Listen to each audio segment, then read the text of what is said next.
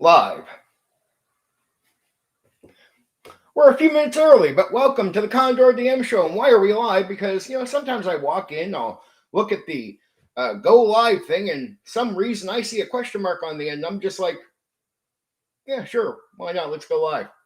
Right? It's that casual to me, just to dive right in. And, give me a few minutes to talk about some things before we dive into the main topic for the stream. I get a new playlist. TSR Dungeons and Dragons Fact playlist. I'm not trying to be a smartass. This is me purposely delivering you what was said by the designers, what was said by the staff, what was said by businesses in the market, what was stated at the time, what was public knowledge. Everything checks out that I'll state here when it comes to stating facts. You can check everything out. I've done my research. It's taken, a long time for each. When I started doing this, I knew, when it came to some topics like miniatures or AD&D or older editions, there might be some stinging facts in there for some people, but I knew that was a blade that can come back swinging at me if I were to be honest. I'm what you would call a second edition old school guy, second edition Advanced Dungeons and Dragons, and that's the topic for tonight. Well, if I was going to be honest with that, I had to be brutal and see what they said, what the market said, and not allow my own opinions to get in the way of what was stated based on facts. And man, this one hurt putting together.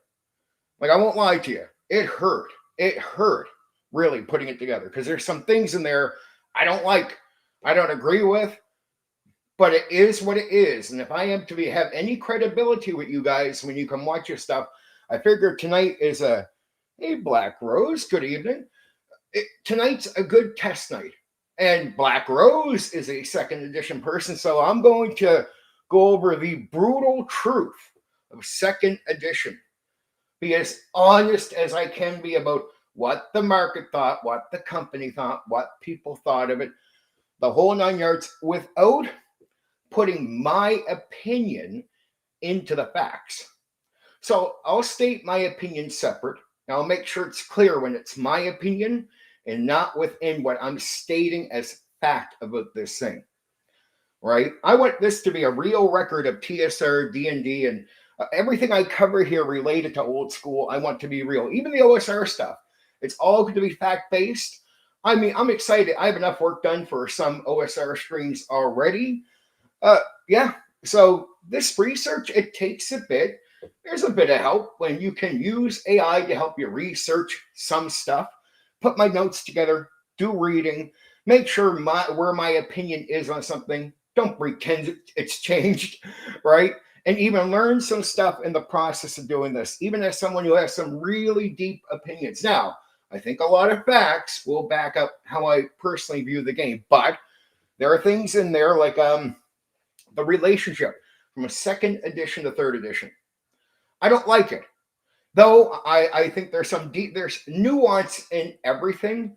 And I hate seeing people run around with really simple outtakes on this means this in a simple way, right? It's like, well, let's take a deeper look at that and see if if there's any nuance in there that says, it might say that it's not exactly what you think it is, right? And to know the details can be very important, right? It could even ease up your own opinion of something once you start understanding why something was done, right? You start realizing, oh, they weren't screwing with you.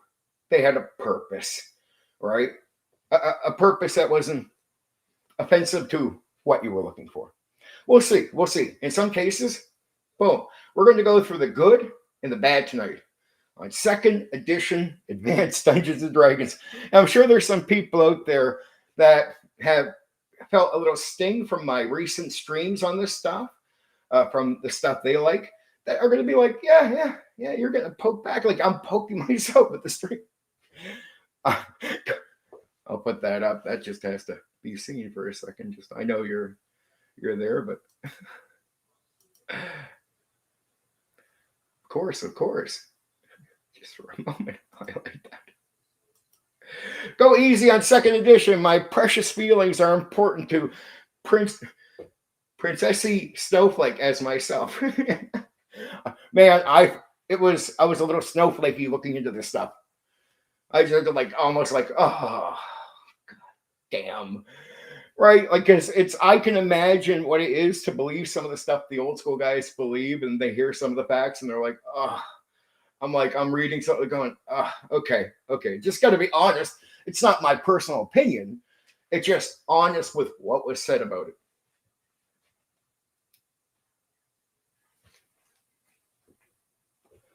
Now it's going to come in 8 parts, so I'll tell you the 8 parts.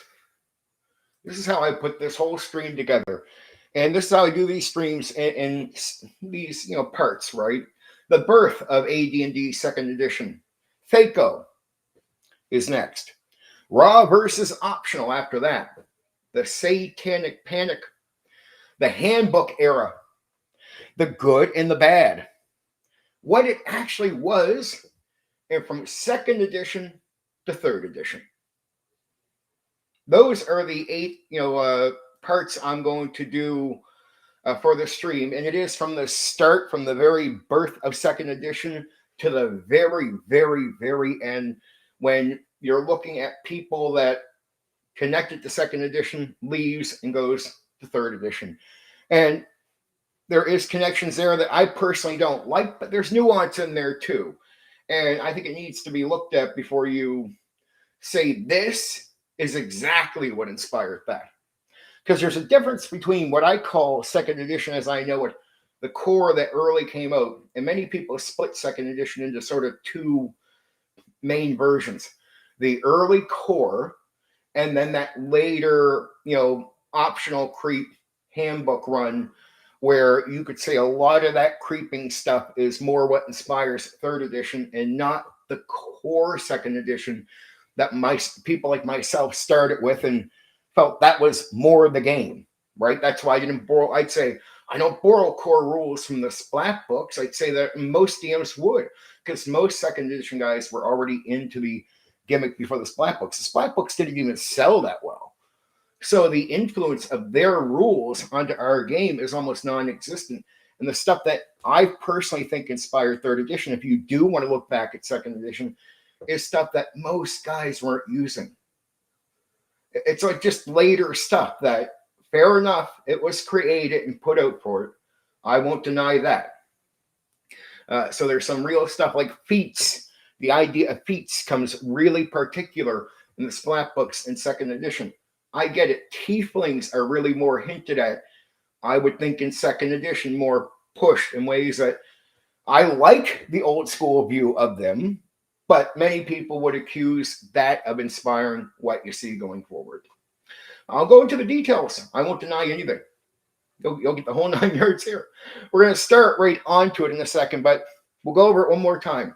So the stream is cut down to parts, just like I do with the other streams. And tonight is 8 parts. The first is AD&D Birth. AD&D Second Edition Birth. Second part is THACO. Third part is Raw versus Optional. Fourth part is the Satanic Panic. The fifth part is the Handbook Era. And then we're going on to the 6th, which is the Good and the Bad. The 7th part is what it actually was. And the 8th and final part is from Second Edition to Third Edition.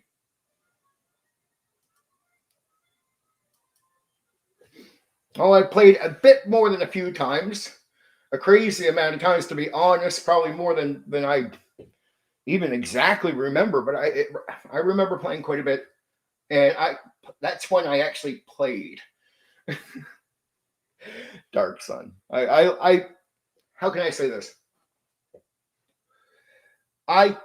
In a way, I could go without the experience as far as playing it, but the experience of learning it back in the day as we were playing it, that experience I wouldn't throw away for anything. Because even if I walked away going, man, that's an odd game, right? I felt like I could have done better with my time to a degree, just in the playing atmosphere. I would have preferred just some normalcy at the time. But the ideas that I learned from that thing and actually took over Tether Gaming later, I felt was good. So in one way, it feels like it's taken away something. Another way, it felt like it gave me something. So there's good and bad in all these things. Okay, it's like it's a start time to dive into the topic. And yes, yes, the precious feelings. I got you. Mhm. Dumb half giant. Oh yeah, jeez. I've done so many insane things that it's like a list. So I DM'd a lot of the crazy type of characters. The birth of Advanced Dungeons and Dragons, second edition, 1987 to 1989. The context: TSR in transition. By the mid by the mid 1980s, TSR was not the company that produced 1E in 1977 to 79. So it's not the same company. Gary Gygax had been pushed out of TSR in 1985. Internal power struggles and financial instability hit the company hard. Lorraine Williams became the controlling force at TSR. The company needed stability, clarity, and a broader market appeal. It needed more money, it needed more customers. Simply put, if the old customers weren't going to come back, right, then we got to get new customers. That's, I think, a lot of thinking that went into that. They weren't having returning customers. How do you extend and get to a bigger market of especially people that want to repurchase stuff or purchase new stuff? And this is all learning. And that's my opinion outside of that. Black Rose. So everything I have experienced in the setting, apart from the others, so played a mule. Oh, yeah, half dwarf gladiator.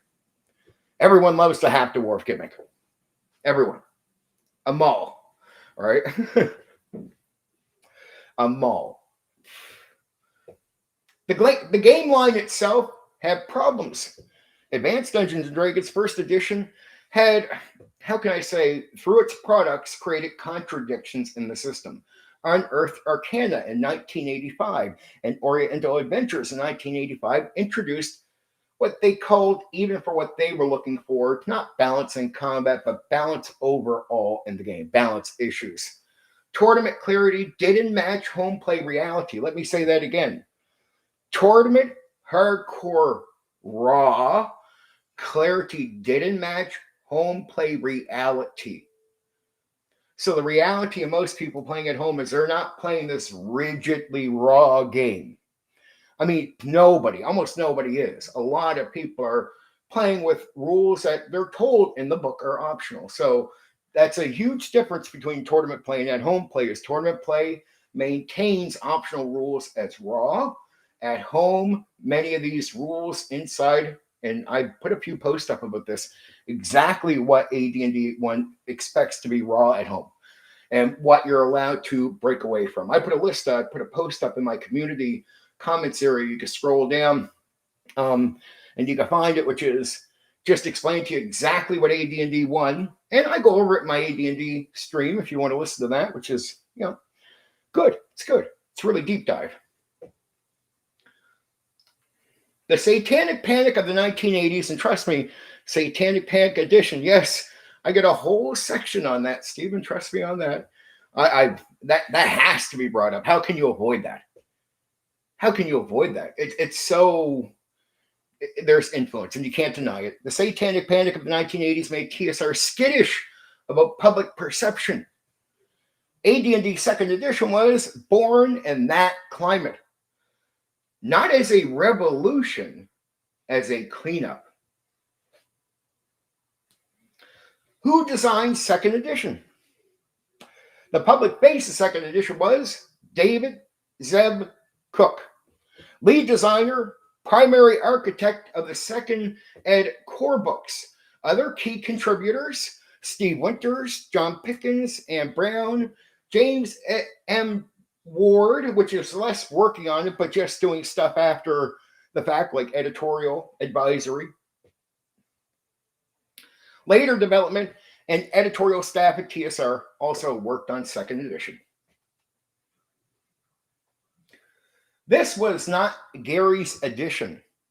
Gary was no longer at TSR during its development.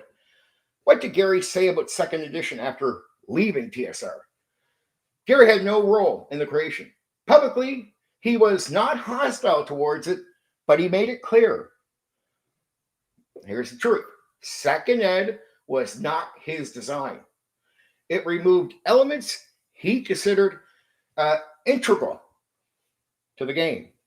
He believed AD&D 1E was already complete.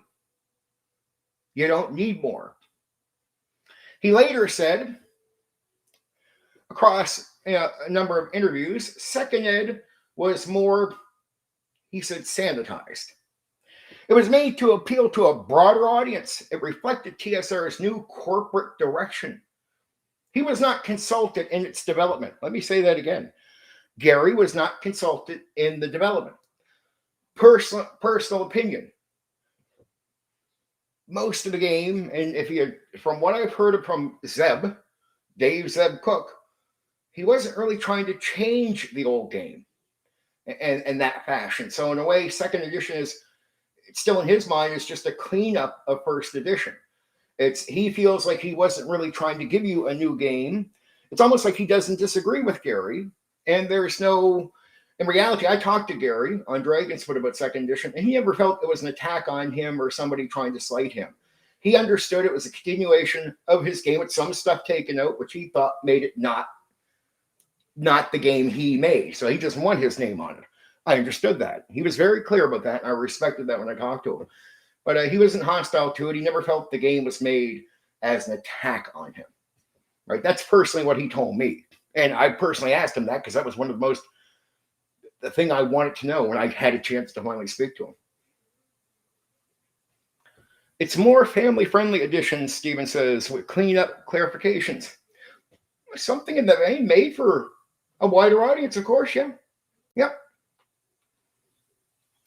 That's important that he was not consulted, because why Second Ed was created, the official reasoning from TSR, clean up inconsistencies in 1E. So the problems with where they think things contradict each other, clean that up. So if you think of second edition more like just first edition, and you start thinking it's sort of meant to be that with the corporate appeal on it, a lot of this starts making a lot more sense. And second edition in many ways can become less offensive to you if you understand. Actually, I think they did a lot of things right, like the focus on Thaco, but let's just keep going on. Okay, remove controversial material. Clarify organization and layout. Modernize presentation. Make the game easier to learn. Create a stable platform for future settings. There's something I want to say that I think is in favor of somewhat of this corporate push, not the impersonal push that they went away from Gary, but I understood they're in the long run what they were doing. But there is something to this fantasy where I like the idea that we are so neutral on our fantasy that if we take from the real world and that does influence or push propaganda, I'm actually okay with. Well, let's eliminate that, dude. What else does that say? Well, no, we're playing a fantasy game here. I don't mind the idea that our whole aim is always, in reality, to stay somewhat neutral away from the real world, where if we have our drama, it's in our fantasy. And we can have the extreme drama. I don't care about that. I'm not saying don't be inspired by the extreme drama. I just don't like the idea of carrying real world stuff over to the game in that way. So not saying I'm in for censorship, and I don't believe second edition was censored in the way many people claim. I don't think that was the case at all. I think it was on purpose. Open it to a wider audience. I don't understand why in reality just that common sense would offend people about second edition. So when I hear people go, it's too watered down, I'm like, it's not what you, I don't think the nuance, there's nuance there. It says there's a lot that was gotten with second edition. If you think of it as an advancement, truly, remember, it's second edition of AD&D. Anyway, that's an opinion part. Okay. So, like I said, it removes controversial material, clarify organization and layout. So it clarifies organization and layout, modernizes presentation, makes the game easier to learn, creates a stable platform for future settings. So they're trying to make something a bit more concrete in a way, but that's all over the place with second edition, and we'll get into that. There's a mix of this. This is what it is, but there's a lot of freedom anyway. It's a weird. In one way, you'd almost think the at-home version of second edition does attempt to be a little bit more raw than AD&D 1 when you look at the AD&D at-home version of the game with optional tables where DMs could just do what they want for a lot of these things, right? There's a little bit more raw in second edition on some of that stuff. I think, personally, if you know the difference between the two editions, right? Oh, yeah, presentation. Gary was a nerd. I love Gary. I think there's a lot of wisdom in that D&D, AD&D First Dungeon Master Guide. It's alive. It really is. But he is a nerd. So there's a love in nerds to be almost poetic in their vagueness sometimes, where things need a bit more clarity than what you're. But anyway, I still think in many ways, right up until second edition, all of this was an experiment. I think second edition continues to be an experiment at the time. I don't like the direction WotC went with it, but I wanted to see where more would go. But in a way, it's who's to continue that torch, right? I don't know. I'm picky about that. Oh, yeah. I actually think I agree there, Black Rose. Definitely. I think it's way better, cleaner, smaller, straightforward. But again, we're old school guys. We understand the faster gameplay with less this, and this, right? Oh, yeah. That's some people go to the BECME. There's so much to do with BECME anyway. There's nothing wrong with the switch up. I love all editions, but really, second ed is my favorite. More because of the worlds and the setting. I'm going to get into why I love second and why other people like Black Rose loved it, right? I think 100% second edition is personal opinion, better than AD&D first edition. Period. That's my take on it. I think it cleaned AD&D 1E up in a way that I preferred than the actual AD&D first edition. Like, I just had more of a preference. I liked how they leaned into the stuff. They got away from the tournament mindset and the understood freedom that DMs had that was clear and clear with the players. I just felt it produced, and I met a lot of guys that were just great DMs. Second edition seemed to produce a lot of guys that were good at the running the game part, right? I found that Dungeon Master Guide strangely didn't tell you everything, but it's almost like it just knew where to nudge you in ways that I love Gary's wisdom, but a lot of guys didn't come out of that as great DMs. With second edition, I felt like after reading that Dungeon Master Guide and doing most of what it was saying, or looking at it like common sense, starting to get the view of things, my view starts adjusting to becoming better. It just nudges you. And a lot of DMs, after I say that to them that done second edition, they're like, yeah, it starts nailing with them because what I'm saying is true. You feel like you're just nudged in the right direction with second edition, and then you're good. Just a personal opinion. Unofficial realities. Distance the brand from occult controversy. So they want to distance themselves from, any type of claim of cult-like satanic beliefs. Stabilize TSR financially. So understand they're bleeding out customers. They need to bring new customers in. They need to keep the customers that are still purchasing happy enough to keep purchasing. So it's stabilize that. Like, come up with a way to go further without just depending on one product, with no plans on really what to do next. And that was the old fault of the old guard, right? There wasn't a lot of, what are we exactly doing next? Let's make it up as we go. Where I agree with the game plan when it came to the, other people taking over. It was good to know where you're going to go in the future. Sadly, the company collapses before they can continue on the path.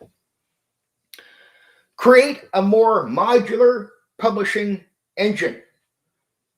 Something that can be more loose so it doesn't have to be considered contradicted.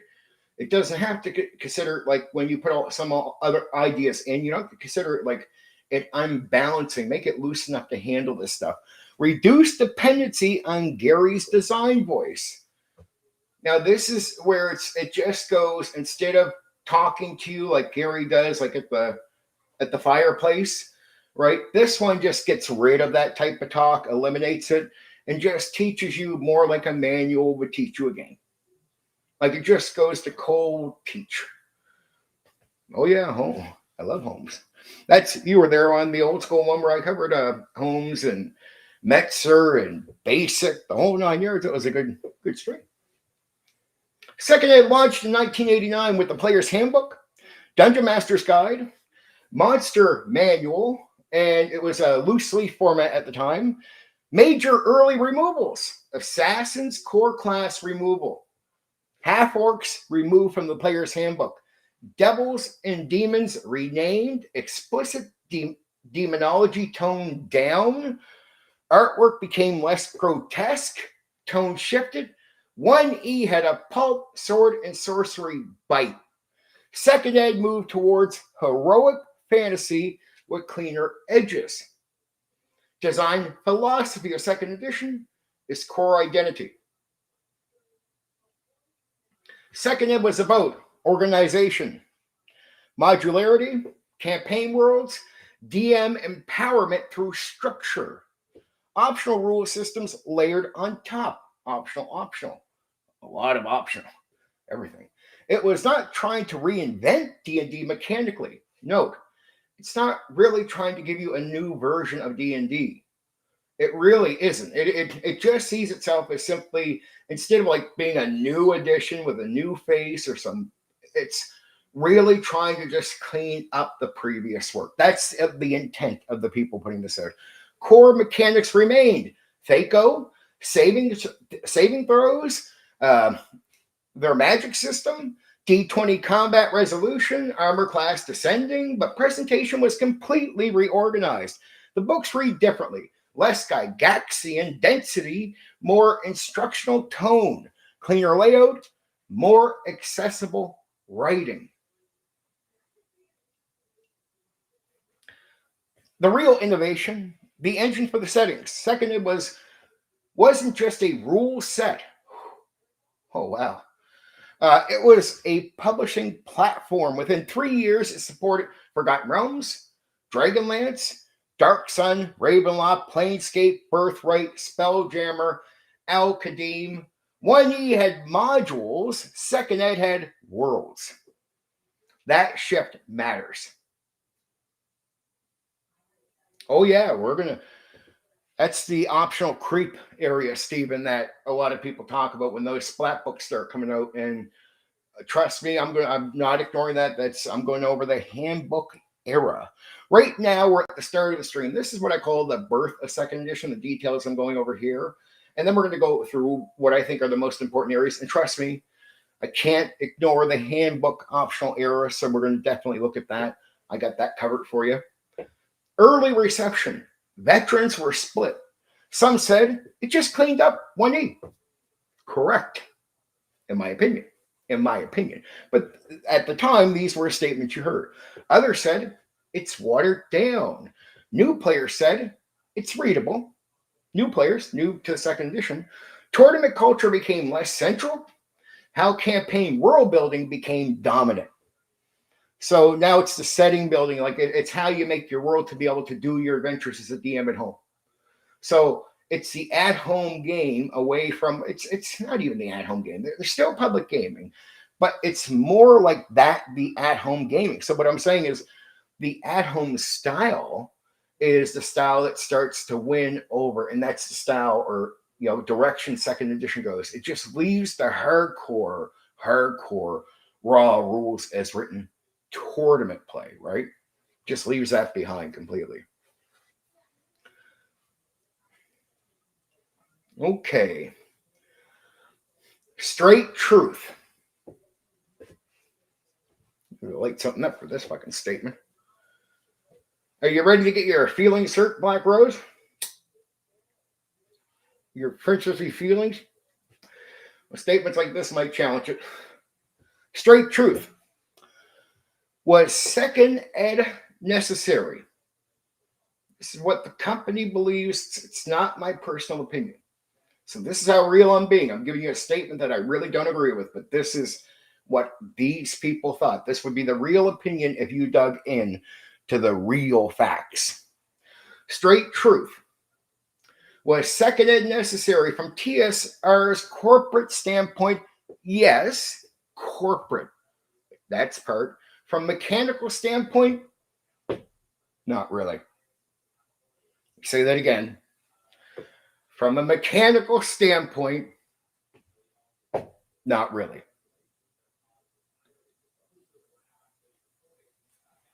And there's truth there. There's some truth there. That hurts. First aid could have been cleaned up through additional products. True. You could have added, adjusted, cleaned up 1E through just additional products. And like Splat Books, you could have done this for 1E instead of making these minor changes where, in a way, outside of the worlds and some of the stuff in the new production, it's just a lot of copy and paste of the old system. That's AD&D second edition is a lot of copy and paste of the old system. It's just copy and paste. But the guys who worked on the initial system of AD&D 1, quite a few of them were in on the gimmick. So again, that's why if you play both, they really don't feel too different, right? Unless you play tournament play, which I did with AD&D 1, that experience is vastly different than second edition. Okay. 1E could have cleaned up, like I said, through further products, but TSR needed a new start, a safer image, a more organized core, a foundation for mass setting production, which I felt AD&D 1 at the time was not. Second ed was as much business strategy as game design. So this is where, for once, the company isn't just being nerds making a game, which I hate to say, a lot of that was. Gary was somewhat business, but it was a lot of nerd making a game, fly by the seat of your pants type of shit, right? And now they're going to go into it and go, we're going to look, even when we make games, what does that mean towards, how does it equal it to money? Because if we don't get the money, we can't exist. And we can't produce products at the level people are demanding. And they want to. They want to be the people that serve you. But that means they need to make products where you're going to continue to buy. And it's finally TSR too late in the game, in my opinion, too late in the game, trying to come at let's do this right now, where it's like, man, a lot of that do it right should have been around AD&D 1, in my opinion.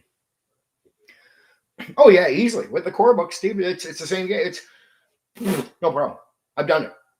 Not say I played in it. I haven't ran the module myself in that way, but I played in a module, ran with second edition by a guy, no problem at all.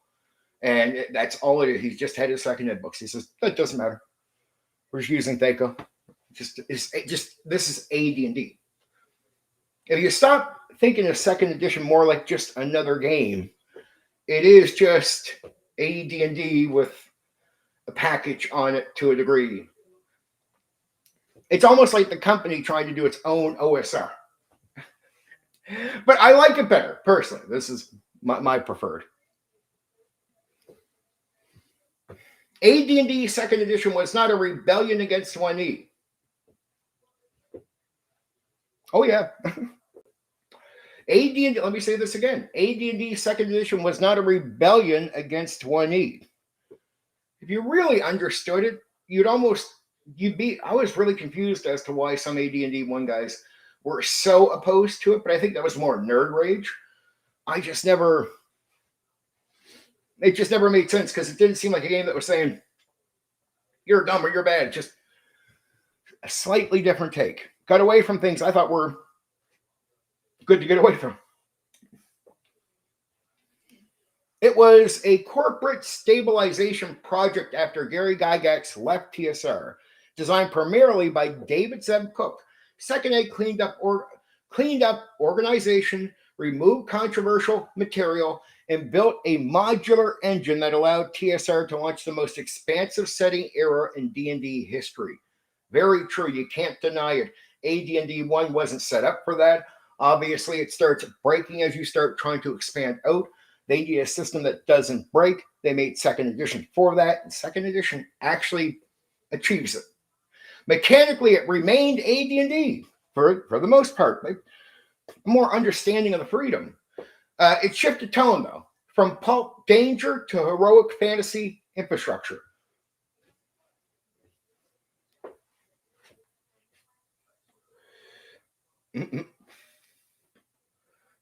Oh, of course. Everything should be leaned towards money. I always say to people in the hobby, it's sort of weird. You'll hear the guy say, I want this, I wish I would make this. And I'm like, okay, somebody's trying to make something for money. They're like, oh, that's really bad. I'm like, but dude, if they're not successful with that, all the things you said you want it made can't be made. Or people won't make them for nothing. So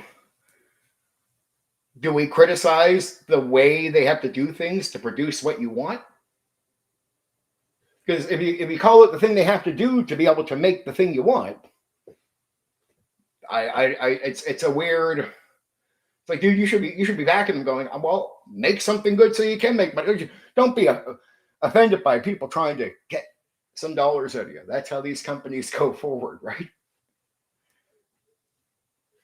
It's just a bad strategy when you listen to people that will come at you and they look at the way you make money to survive and they start criticizing it, and you're like, oh, dude, you can't do that, and then ask me for the product as well. You've got to be okay with the first part. Sandbox to railroading, sometimes that's mixed. I'll do a stream on that at one point, but sometimes I don't even understand why most things are split up. I think to me, railroading should be more volunteer from the player. And what I mean is, I don't force you down no road. I'm a DM that can start you off in the sandbox, but I tell players, like, here's the deal. You can go where you want, but you got to communicate to me where you're going, because you got to realize if I'm letting you pick the path, it means I can't predict everything you're going to do. So if you want me to be able to go down the line you want, you got to say, yes, for sure, we are going here and doing this. You have to commit to your own journey to a degree. Then when you make commitments, I'll do some improvising if I need to. And then from there, I'll start doing some work between sessions to get that stuff set up for you, to get you on your path. So in a way, it's more like you pick your railroad with me more times than I'll ever. I ran some, like, one-shot railroads are different. I won't lie, because that's limited, especially if I only want to do one session. It's like, dude, this is we're going to do tournament play. I call one-shots tournament play. One-shots are my exception to breaking some of my campaign rules, because I preferably run campaigns, but sometimes I'll do one-shots where I'm like, all right, man, we're doing tournament. What do you mean? I'm going to railroad you like tournament, dude. Like, can I go left? No, you can't. No. I mean, look, I'll give you the freedom I can within, as long as it keeps you reasonably on the path for the one session, right? But at that point, it's down to social contract and you being honest with your players. I think that's all that you need to do there. Okay, now we move on to one hugely important part of second edition THAC0 and mechanics philosophy overall. AD&D second edition. First, what THAC0 actually is. THAC0, to hit armor class 0. T to hit T2, H to hit A armor, C class 0. THAC0. It is simply a number that tells you what you need to roll on the D20 to hit armor class 0. Formula: THAC0, target AC, equals number needed to hit. That's it. It's not complicated. It is subtraction. But the philosophy behind it is where the interesting part lives. Where THAC0 came from. In AD&D 1E, you use the attack matrices system. Fighters had one chart, clerics had another, thieves had another. You cross-referenced level versus AC. It worked, but it required table lookups. Second Ed changed the math. It removed the table. THAC0 was already embedded in 1E's combat system. Second Ed just exposed it as a single number. That is important. Second E did not reinvent combat math. It streamlined presentation. Yeah. But it's true. Second edition isn't really it's not trying to invent a new game. Where it even if it brings something new in, it's not really new. It's just streamlining THAC0, which I think is better. I don't like if you're already okay with THAC0 and AD&D 1E, in my opinion. I can't see why that change and that isn't seen as a qualified improver. Not trying to like, yeah, it's saying it is improved. That's slightly improved. There's less looking up chart table look. You know what I mean? It's less of that and more direct roll the dice using a system that AD&D 1E guys are already okay with. So it's just simplifying it and shining a spotlight. I'm like, how is that not better? How is that just not better? That's obviously better. Okay, why Second Ed adopted THAC0? This connects directly to Second E's core goal, organization and clarity. TSR wanted fewer tables, less page flipping, faster resolution, simplified down to the THAC0. Cleaner character sheets. THAC0 made combat portable. You could write it on your sheet. You didn't need the Dungeon Master Guide open. That's how easy it was to keep track of your THAC0 scores to use in the game. You could resolve attacks at the table without cross-referencing charts. That shift, that's a shift towards usability.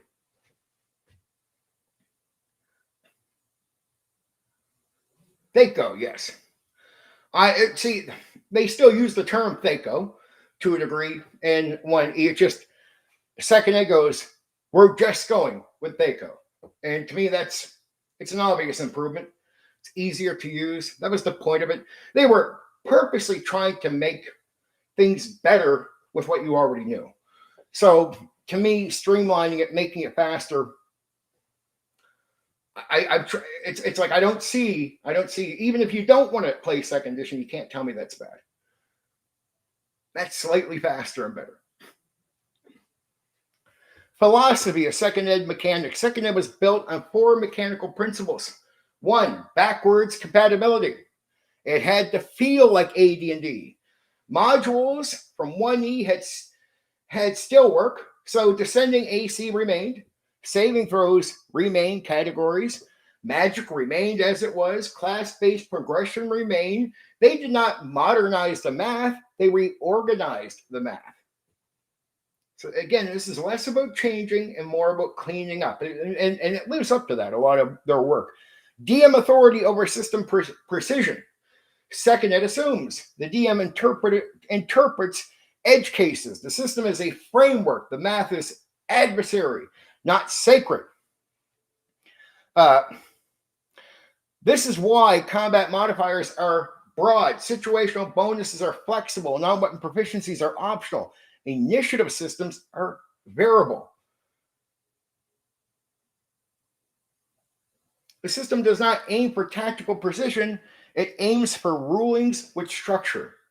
So it's like I say, the structure. I said this before. I've said it so many times. It's building a framework where you can be as free as you want within that, but as long as you're true to these number of things, you're fine. That's the old AD&D at home sense of it. Second edition just leans way more into making sure that's solid. So in a way, that's even more raw.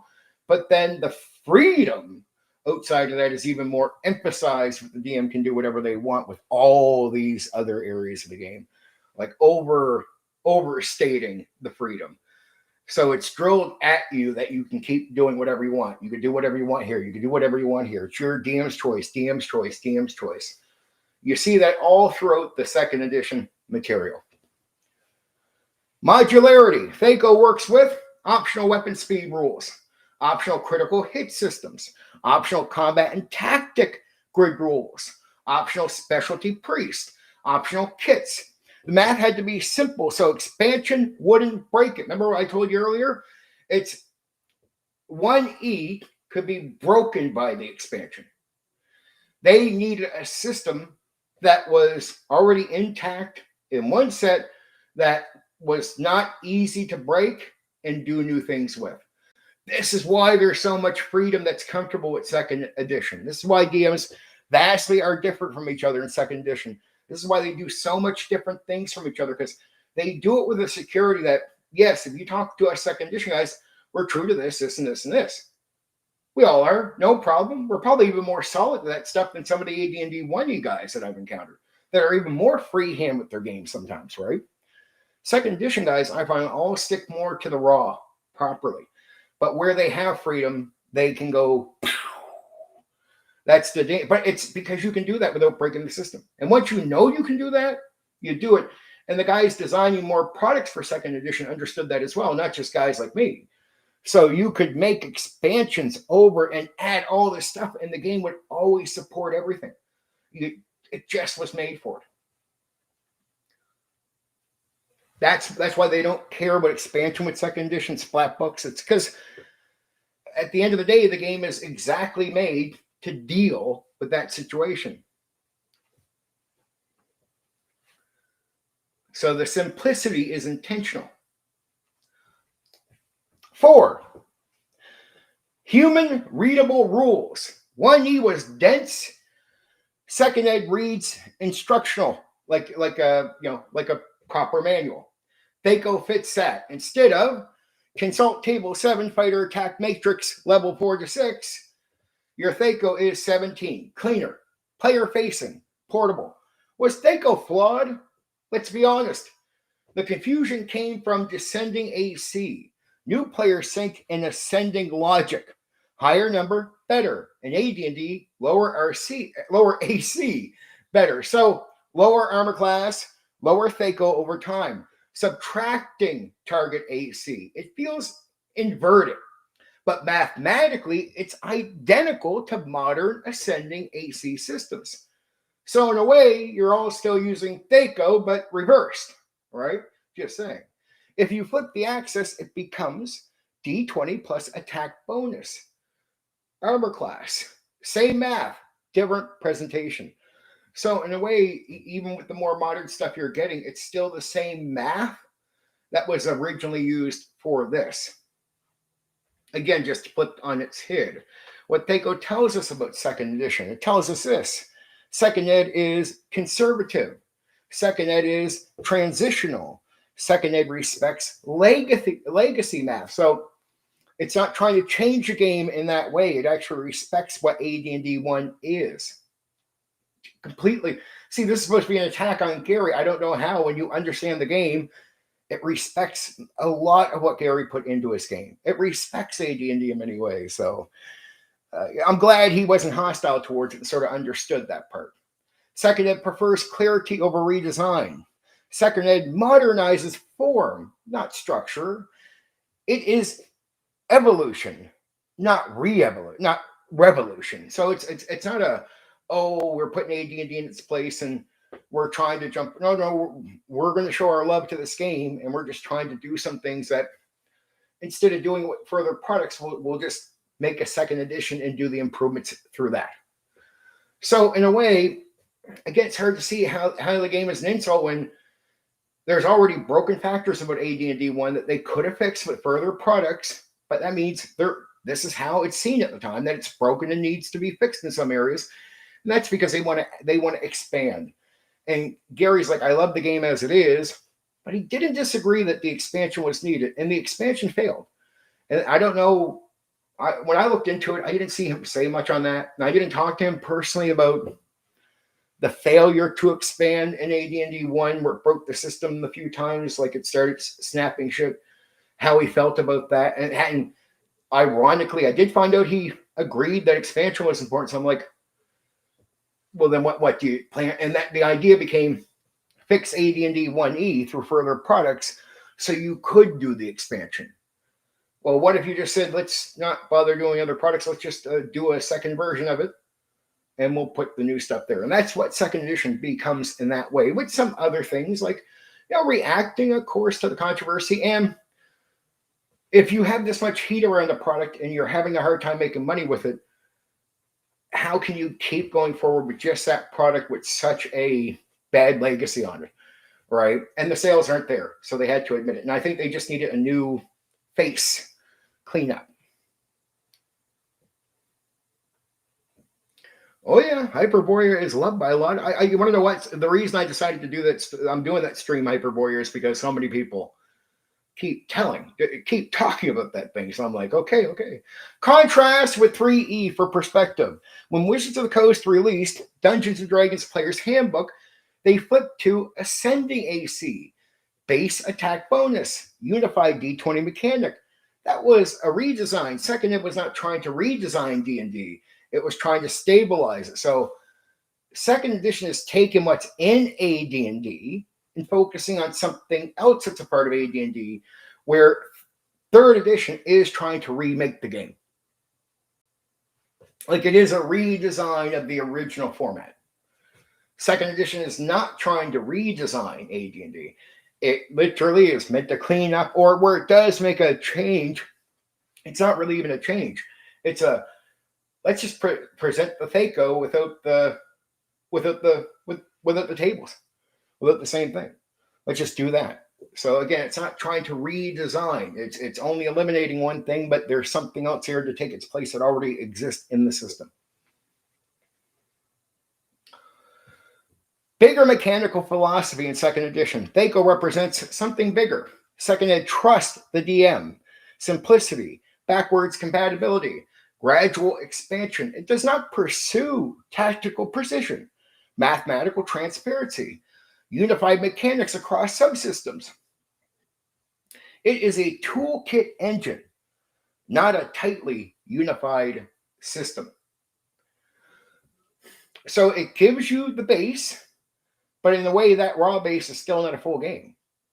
Like all the other optional stuff still has to be sort of made up by you to make it a full game if you don't want to use the options.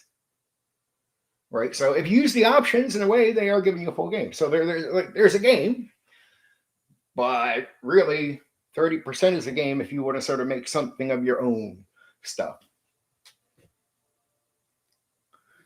Not big on Pathfinder. Again, I just never tried it. I never tried the third edition, so I don't really know a lot about third edition or the Pathfinder stuff or anything, but that is outside of my wheelhouse. So yeah, not a tightly unified system. THACO wasn't a new mechanic. It was a clean-up tool. AD&D second edition didn't change combat math from 1E. It extracted the attack tables into a single usable number.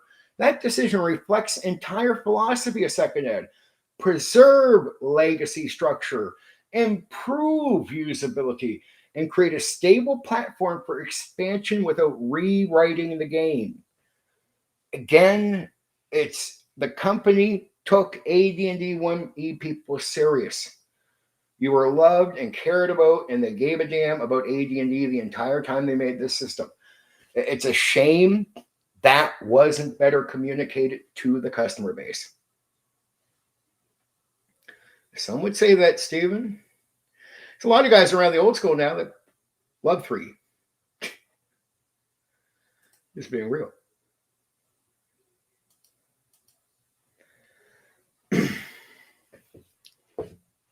Black Rose, Pathfinder, I'm a bit more sympathetic because they used the open license to produce a non-cash grab greedy corporate.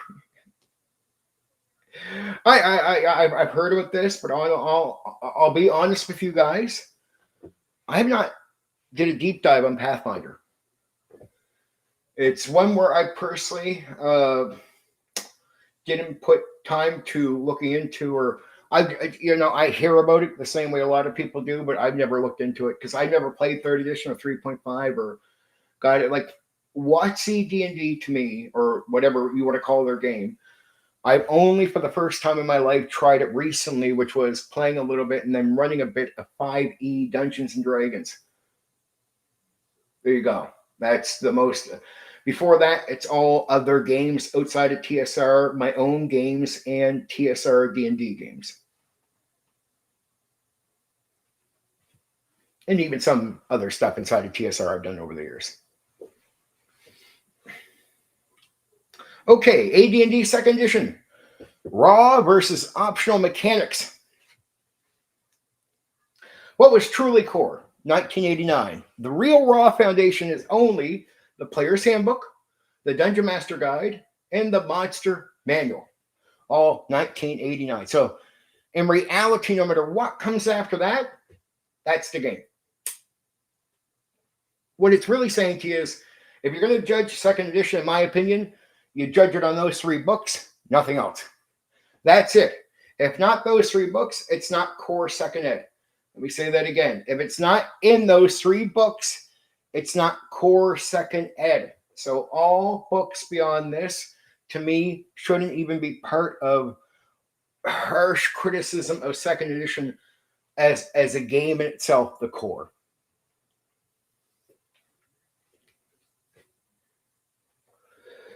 Oh, I hear you. As I get older, I work a lot and do a lot of things. It's just lack of freedom. Like, I have to do this, I have to work. I'm so busy in life that I squeeze my time into game. I game pretty consistently, happily. I game in real life, not online. Maybe at one point I'll do it on here, but we'll see. We'll see how that goes. Goes a little slow, but I do it in life, so I'm satisfied I get my gaming in. That's it. It's so hard to squeeze more in. Like, if I'm in an enjoyable campaign, I don't care if you tell me, well, you're only playing that game. Well, look, if we're enjoying ourselves at this point, it's a limited time situation in my life. So it's hard. Now, if I went back many years, man, I've done Heroes Unlimited, many Millennium takes. I did the Vampire games. I've done Pendragon, a number of editions of that. I love Pendragon. Haven't played it in a long time, though, but I love my experience with it.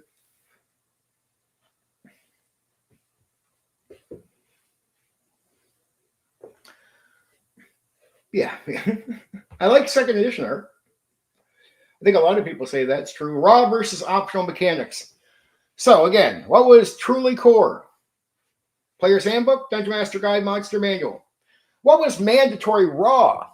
1, core combat engine, D20 attack roll, THAC0, descending AC, saving throw categories, weapon versus AC adjustments in Player's Handbook, but often ignored. Now, I put a note here. I'm telling you it's mandatory raw, right? But I put a note here. I'm going to read this back to you. Hear what I say in the note. Weapon versus AC adjustment. I put the note here. MPHB, but often ignored. That's hard raw.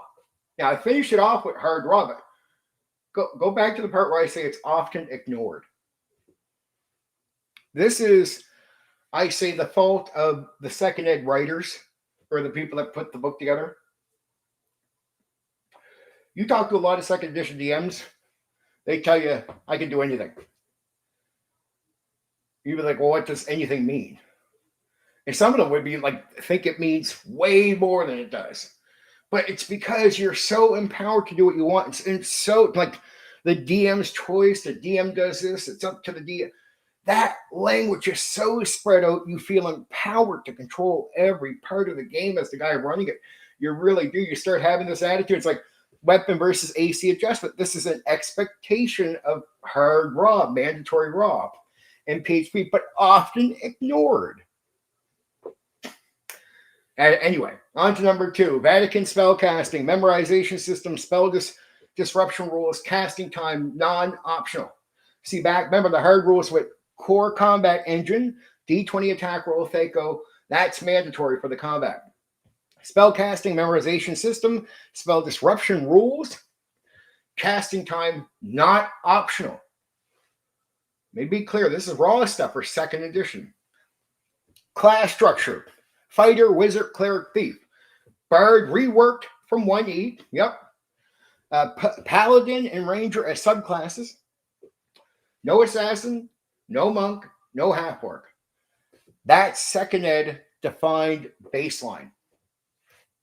So that's your raw for the class system in this, right?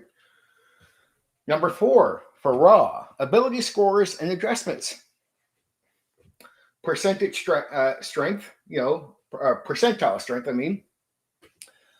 Class minimums, racial level limits, unless DM ignores them. What am I saying here? This is all expected hardcore raw. Let me put the note again. Racial level limits, unless DM ignores them. And here's what's fucked up. I put these notes in on purpose because if you go look this up, there's a hint that you can ignore them. But they're telling you that they're expected mandatory raw. Just saying, you get the hint. You keep getting these hints. It's not always clear on certain things, but you get these hints that you can do what you want with something. So you'll feel empowered to do whatever you want, like ignore something if you want, like racial level limits. That's actually expected raw, that you actually follow through on that. Unless DMs ignore them. A lot do. Raw includes level limits.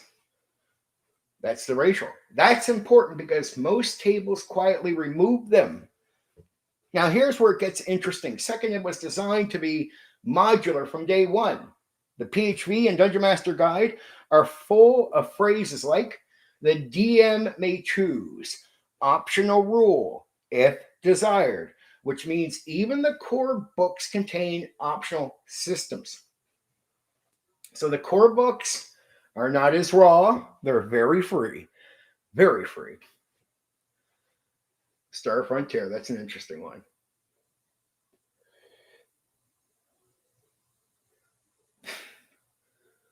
Yep. Jeez.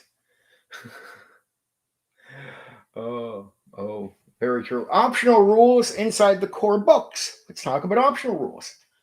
Non-weapon proficiencies. They are labeled optional. This shocks modern players. 1989 raw, you could run second ed without skills, no proficiency system required. So you could take either the one proficiency, right, like a secondary proficiency, which was like an overall skill with a bunch of things, or you could take a variety of like non-weapon proficiencies as choices. But the DM could just cut that whole system off and say, nope, no skills this game. We're running it without them. Well, how are you doing that? Well, they're optional. That's all. So, initiative variants. Second Ed offers group initiative, individual initiative, weapon speed adjustments, spellcasting time modifiers. The book presents multiple methods. There is no single mandatory initiative system. Let me say that again. There is no single mandatory initiative system. That's deliberate flexibility. So when I say they give you some deep optional stuff from the spell tonk, you can modify spell casting, weapon speeds, the initiative system. Like you are given the freedom to really make major adjustments to core processes of the game. You can even almost eliminate most of them in some cases. If not, you could put your own thing in or use one of the optional things. But they would tell you do what you want. So this is where I say, when I say as a second ed DM, I always see like the game as way more free to do certain things than say some other people I find on the internet, especially guys that are not second edition people. Number 3, weapon specialization. Fighter only specializations existed, but additional mastery rules optional. So look, put it this way. A fighter could, in the base class, making a character, you could spend 2 weapon proficiencies, 2 skill points for weapons on 1 weapon. That would give you an additional attack early on every couple rounds. And it would also give you some bonus points to attack and damage with the specialized weapon, like that skill. There were mastery rules where you could spend additional weapon slots on that weapon, right? To master. That was optional. Critical hits, number 4 here. There is no optional critical hit system in Core 2nd Edition. Natural 20, automatic hit, not automatic double damage. Crit systems were host rules or later supplements. So you do find it in some other work later where you could do double damage, but all it meant was you hit. But you hit no matter what. So somehow your math wouldn't let you hit something. Well, you hit if you roll a 20. Like you just hit. It's an automatic hit. No double the damage, no roll again, nothing. 5, this is optional stuff. Moral, present, frequently ignored. Entire table skipped it, but raw includes it. Isn't that funny? Moral is, even though it's telling, I put it in the optional list because even though it says it's raw, it includes it as raw, it also talks about it as optional. So I'm like, well, where do I put this? Because it gets ignored by people. It's even openly talked about. It's like the people know that it gets ignored. So I'm like, all right, the moral system in second edition is it's optional. Okay, beyond the optional stuff. I'd say they're like 2.5. I own them. I haven't recently just dived in to see the comparison between the books, to be honest. But I do have them. The explosion of optional after 1989. This is where second edition identity shifts. The complete handbook era begins. We'll get to that soon in more detail, but I'll go over a bit of it. Examples: Complete Fighter's Handbook, Complete Thieves Handbook, Complete Priest Handbook, Complete Wizard's Handbook. These introduce kits, expanded proficiencies, social mechanics, expanded weapon options. None of that is core raw. So that you can use, right? It's not core raw, so it's not going to alter any raw. But culturally, it becomes standard. So a lot of kits and these side things do become normalized at tables, but core rule changes are not normalized, right? Like, for example, feats are altering the game experience. I've never seen a second edition DM in my life ever use them. Sure, maybe there's one or two. Combat and Tactics, 1995. Combat and Tactics. This book introduces grid-based combat, pacing rules, attack of opportunity, proto versions, detailed weapon reach, hit location rules, all optional. But this book quietly foreshadows third edition, Combat and Tactics. It's not the core that does this, it's the splat books that were the guilty party of being some of the stuff used later. So when you talk about inspiration for third edition, it's not the core second ed that inspires it. It is the later splat books that are sort of made in a way, not so much to inspire it, but the people that are here going to switch over are going to carry those ideas. So if you played the later era second ed with Combat and Tactics, you were not playing a 1989 second edition anymore. Because remember, second edition 1989 makes it perfectly clear. These 3 books are core second edition. Anything outside of them is not core second ed. So if you do play with Combat and Tactics, you're not initially playing second edition from the book, right? They're saying this is breaking the thing, which is sort of weird that they bring this content out later, given the way they present it, right? Oh, there's way more.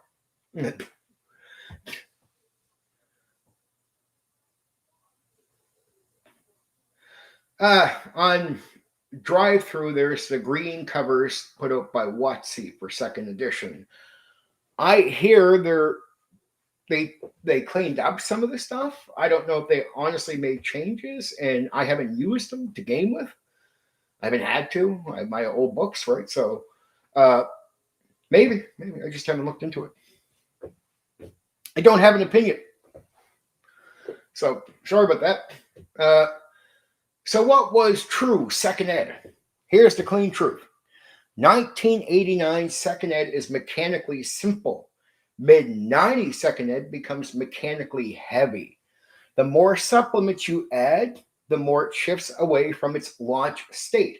The philosophy behind this, second ed assumes DM curates the experience.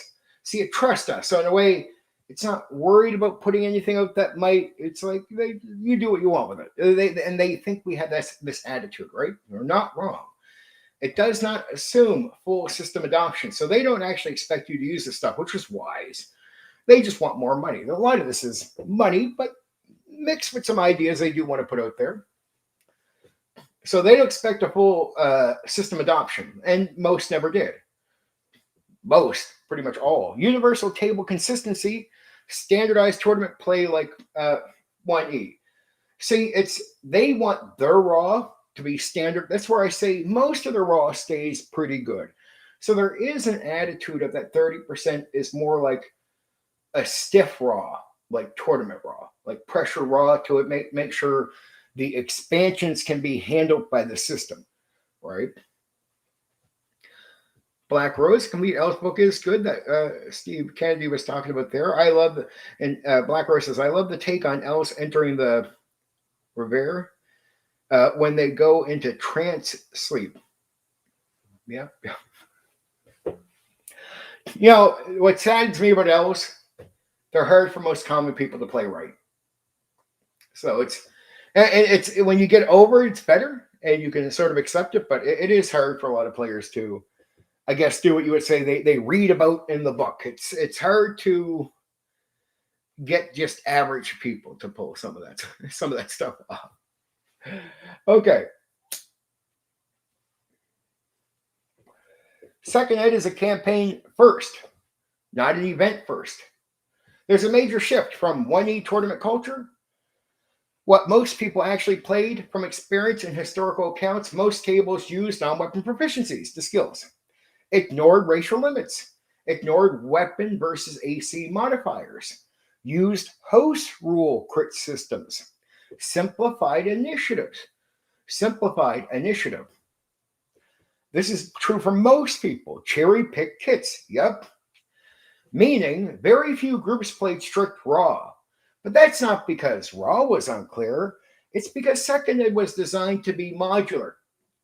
You get what I'm saying? Like it's telling us to keep doing what we want. And you get to a certain point where it's just like it doesn't tell you that, but you're just like, oh, I can do what I want with everything else. Fuck this. And because you're willing to do so much, you realize the game can handle some things. Like you become less afraid and you start seeing it the way the designers and the company see the game. It's not D&D is not as fragile, I think, as a lot of people thought it was. And so it's way less fragile, meaning you can probably do a lot more with it and still keep the initial feel of Dungeons and Dragons and spirit in the game. And I personally found that with some changes where I never ever felt like I asked people, like, does this feel different than what you've done? No. Just it's like neat. That's a little more streamlined, but it still feels like I'm playing D&D. It doesn't feel like I'm playing this new game or this alternate thing, right?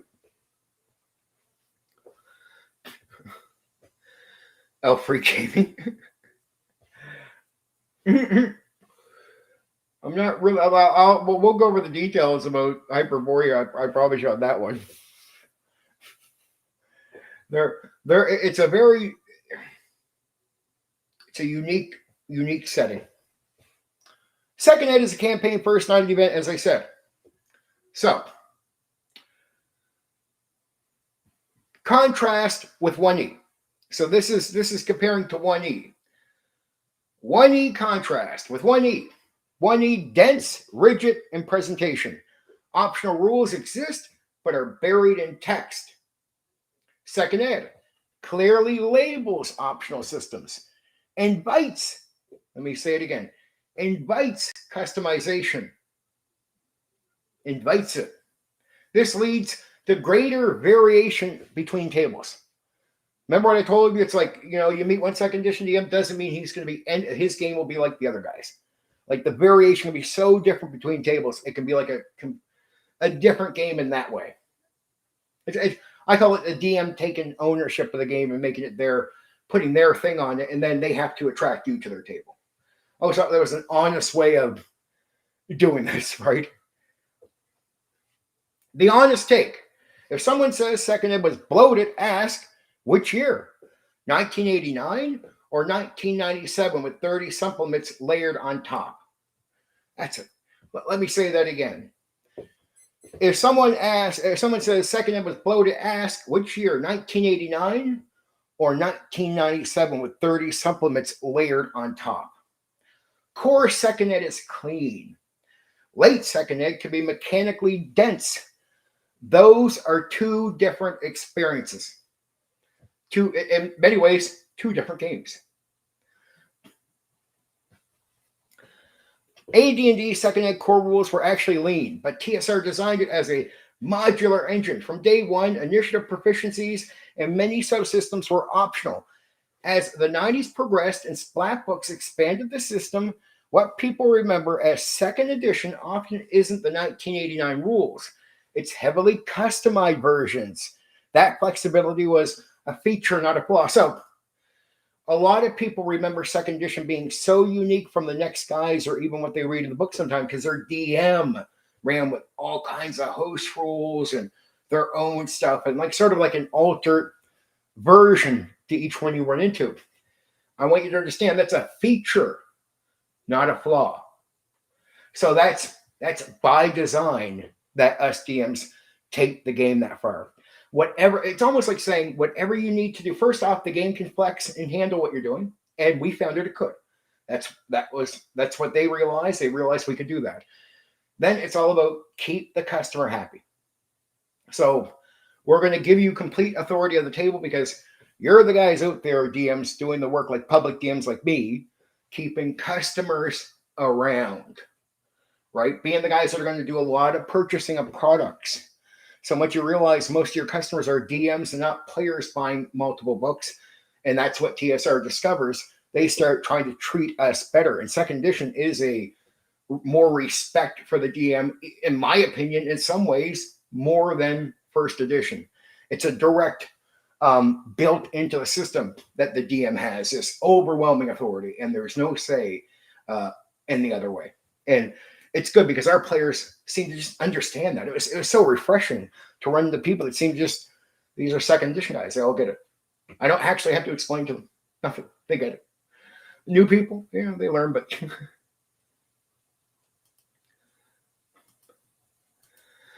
okay. The Satanic Panic and its influence on AD&D second edition. First, the cultural climate, early mid-1980s, between roughly 1982 and 1987. Media outlets linked D&D to occultism. The disappearance of James Dallas Ebert was sensationalized. 60 Minutes aired segments questioning D&D. Patricia Pulling found bothered about Dungeons & Dragons. Claims included D&D encouraged suicide, promoted demon worship, blurred fantasy and reality. Most of these claims were unfounded, but they created real pressure. TSR's position in the mid-1980s. At the same time, Gary Gygax was removed from TSR in 1985. Maureen Williams took control. TSR was financially unstable. Retail partnership mattered more than ever. TSR needed stability, broader retail acceptance, a safer public image. AD&D second edition development begins in this environment. What changed in second edition that reflects this pressure? The influence is subtle but real. So from this stuff, it is real pressure. They don't want to admit it publicly. TSR never did. In the same, like maybe after they went out of business, there were some people admitting to things, but they didn't admit to this. But it was under that pressure. Later, you find out. Removal of devils and demons in 1E. Devils and demons are named. In second edition, they become not that. Like their names are stripped away. The creature remains. The name changes. Why? To avoid direct Judeo-Christian terminology. That's how it was put. This is not it's not by mistake. It's on purpose.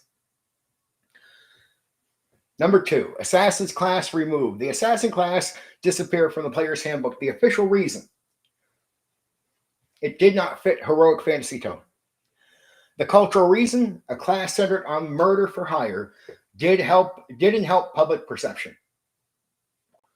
So it's a class centered on murder for hire. And remember, understand the ages people assume these games are made for. In many ways, the company doesn't want to deny it. They're made for younger people. So you're making a game for younger people. This guy's all about being hired to murder people. So it doesn't look good at the time. 80s. Number 3, half-orcs removed initially. Half-orcs were removed from 2nd edition Player's Handbook. Reason cited, they represented evil humanoid heritage. They were rarely used, but again, TSR was cleaning the edges. Now, let me say this. This should shock everyone. How they say orcs are like related to when they tried to do the controversy with the woke stuff, they were relating them to black people, saying, "Oh, this is you." The way you show orcs is sort of racist because you're trying to say this is black people. When in reality, orcs represent like most of the evil that you would think, from European world, from white people. So the half orc is sort of a representation of evil white human beings. So I understand the way they said it's a completely different view. It's not relating them to black people at all. Orcs are related to white people because it's from white Europe, right? So they're saying it's like evil, like past certain political parties, right? So TSR was cleaning the edges. Number 4, tone shift in writing. Compare 1E art and tone. Grotesque demons, torture imagery, grim pulp fantasy, occult overtones. 2nd edition art became cleaner, brighter, more heroic, less horror forward in core books. The writing tone shifts to 1E authoritative, arcane, sometimes dark. 2nd ed instructional, accessible, and safer.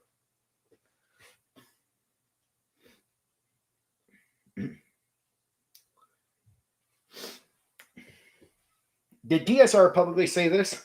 Or did TSR publicly say this is because of the satanic panic? No, they would never say it was because they were doing stuff because of this. TSR never officially said we are changing this because of media pressure. But internal interviews and later commentary from designers, this is later stuff that came later where they admit it or strongly indicate they were aware. They were cautious. They wanted less controversy. The renaming of demons and devils is the clearest evidence that they didn't want heat from this. That is a reaction, and it's hard to deny that. Important nuance, though. The game did not remove evil. It did not remove dark fantasy. It did not remove fiends. It reframed terminology, and in many settings, especially Ravenloft, Dark Sun, Planescape, dark themes continued strongly. The difference is core books were sanitized. Setting books could go darker.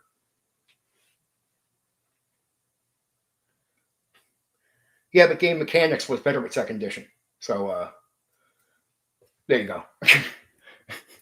You can stick to the pulp. And what they're saying here is 2nd edition in reality could do that. Right? And it's, to me, the controversial stuff, I actually see as a right move. I mean, we want the game to be more accepted. You don't want this to be, oh, it's this. Well, that's an insult to Christians. You don't want Christians feeling like they can't play the game. That's just not good. And these are the people pissing and moaning. And you're losing money at the same time. So it's telling you there's a big portion of Christian young people that could be playing the game, could be customers that are not buying the product. Assassins too. Remember, you're aiming at kids, and look, here's what happened to D&D. In my opinion, this is all opinion now, Stephen. Stephen, can you this? My honest pushback on some of what you're saying there. My honest take is, remember, D&D is just a small war game type mentality hobby, right? Suddenly, D&D goes mainstream. AD&D sold better than what TSR could have ever imagined, and they admitted to this. Everyone who's alive admits it. It was all talked about for years. AD&D was surreal. It blew the fuck up. It sold tons of shit. But it meant for the first time, you go from you're just some backwater gaming group to, okay, you're mainstream. Well, mainstream, that's different rules. Once you go mainstream, It's like, okay, you want us to not knock you out of business and pretty much kill the hobby? Yeah, that would be nice. You should make some changes. Okay, we will.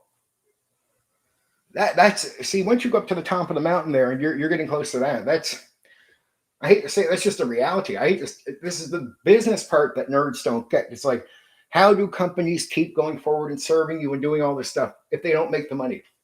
And if you get mad, if you won't support them or give them money for products because they're doing something to make money or they're aiming in this different direction, well, in a way, when you're finally years later, which a lot of old school guys do, they'll sit there and go, man, I wish I had this. I wish this was made. I wish this was done. I'm like, oh, yeah, but did you do anything and support anything that would have created the environment and companies to make that stuff for you? Because they can't do it for free.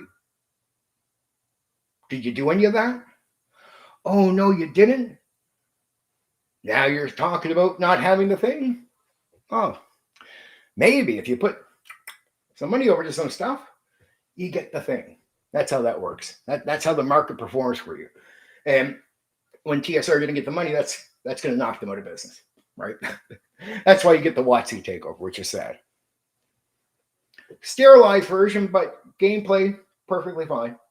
And actually, I never felt it was sterilized. I don't know any second edition player that would tell me they felt that way about it. And if you played it, you wouldn't feel that way. That's just somebody on the outside assuming. So I've never heard a second edition person in my fucking life ever tell me they felt it was watered down. And I'll tell you this, I ran more brutal games than any Advanced Dungeons and Dragons first edition DM I ever met in my life. So let's be clear about who's really hardcore. I ran some of the most brutal meat-eating fucking games you've ever seen in your fucking life. And pulp, more than pulp. It's even where you guys are going, shit, guy DM, this is bad. yeah, I was fucking brutal. I never heard of a second edition guy picked up second edition, I'm going to run my game sterilized and watered down. Like, did I need the devil name and the demon to sit there and think of gruesome shit and have fun? No. And the imagery of heroic, so the imagery was still mixed. They say heroic, and that's what they thought back then, but I'd say it was mixed. It's just, Steven, there's a view of the game, and there's what people do with it. And I just never seen anybody that picked it up and said, I got a watered down, sterilized campaign I'm running. Like, their campaigns would be just as brutal, if not more brutal, but just as brutal as anything you've seen with any other AD&D DM out there. Any second edition DM will back me up on this. They'll if you say, well, was your game watered down, sterilized? No, I ran AD&D first edition. So I ran it and played it. I ran both AD&D editions, right? I like second edition preferably, but I ran both. That's the old second edition, first edition war, which I felt bad about because I was always like, I don't get the pushback on second edition. And to be honest, there was more active gaming with second edition. So on Open RPG, I remember we had a lot of guys from 1E would just sit around with no game. And I'd be like, guys, you can just play. You can just play. Was the panic the main reason for second edition? Like I said, no. It shaped tone, shaped naming, shaped class inclusion. It did not reshape mechanical core. So even though some of it influenced their changes they made, they never changed the game at all. Did it work? Short term, yes. Retail resistance decreased. Public controversy cooled. So the moves they made with second edition made sense. It actually started working. D&D became less of a national media target by early 90s because of the switchover. It's like, okay, you did it. We'll leave you alone. You don't always get that. That was they knew D&D was going to be a thing, so I think the critics just backed off.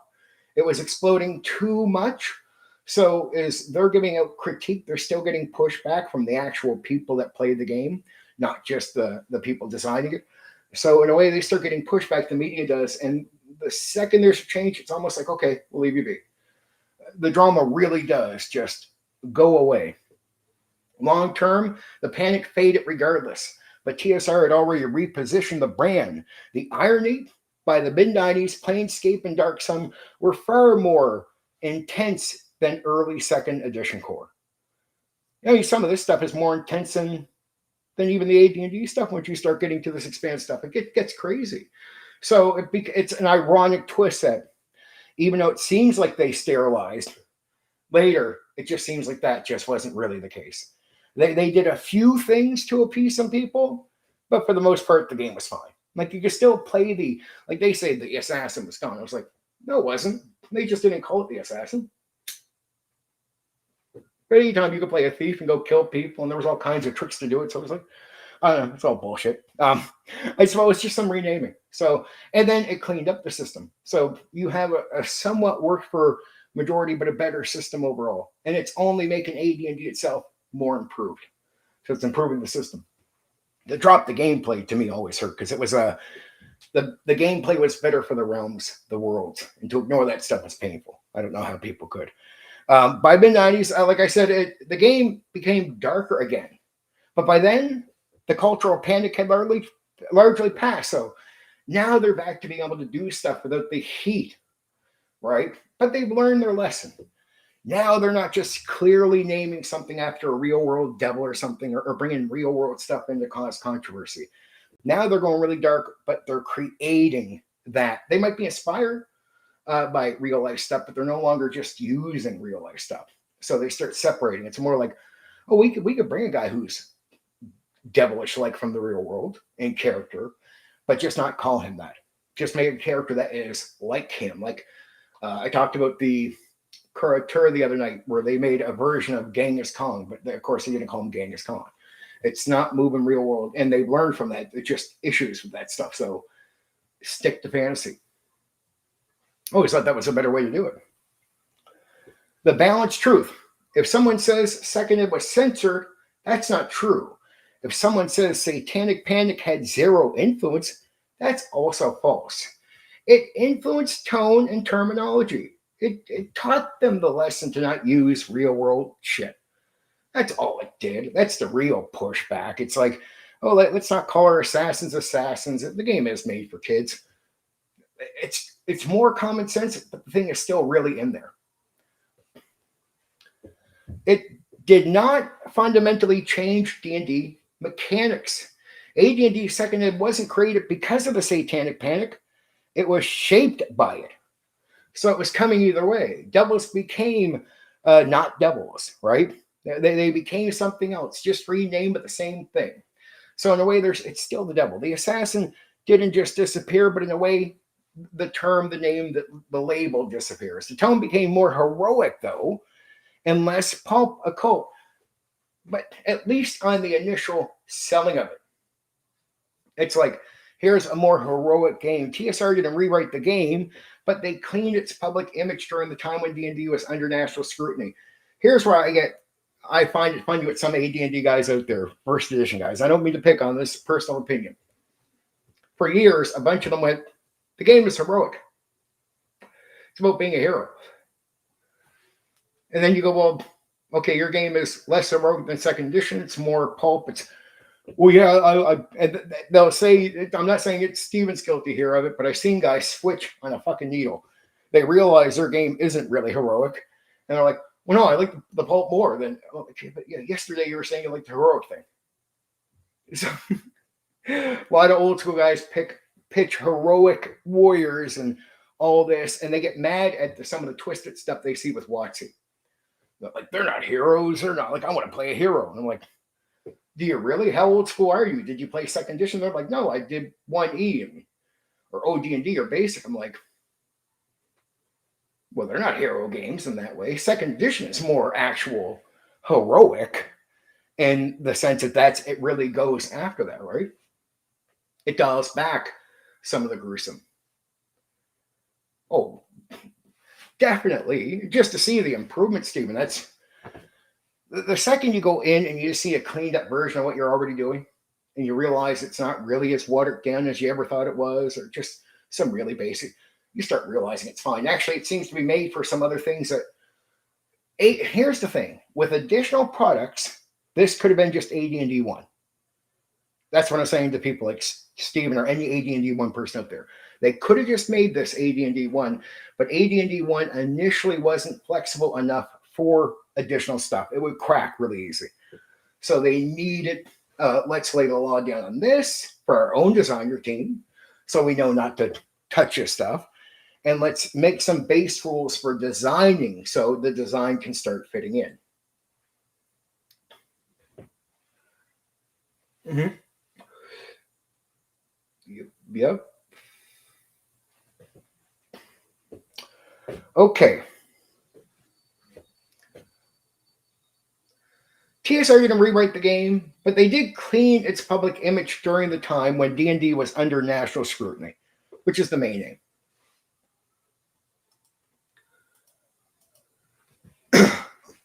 Okay, now we're going to the handbook era. Optional rule creep in the complete handbook era. The shift begins in 1990 to 1991. First wave. Complete Fighter's Handbook, Thieves Handbook, Priest Handbook, Wizard's Handbook. These were not core expansions. These were labeled optional. But culturally, they became standard at many tables. They did, yeah. People allowed most of this basic stuff because it's not really breaking the core. This is the early stuff where they tell you they're bringing out additional kits, weapons, skills, like stuff that doesn't break the core game rules overall. So a lot of these early books do become exceptions at the table to be used. But again, I'm telling you, from the Splat books, I don't deny that we use the stuff that didn't break core. It's the stuff like combat and tactics, skills and powers that is the inspiration for 3rd edition that we really didn't use. So when somebody like me is told 2nd edition inspired 3rd edition, I'm like, yeah, but you got to know the whole story to understand what that means. Did the core inspire? No, the core can't inspire 3rd edition. Did the Splat books ideas that we didn't even fucking use, was that what inspired 3rd edition stuff? Yes, but we didn't even fucking use it. So we were as critical of the stuff back then as we were even when WotC made 3rd edition.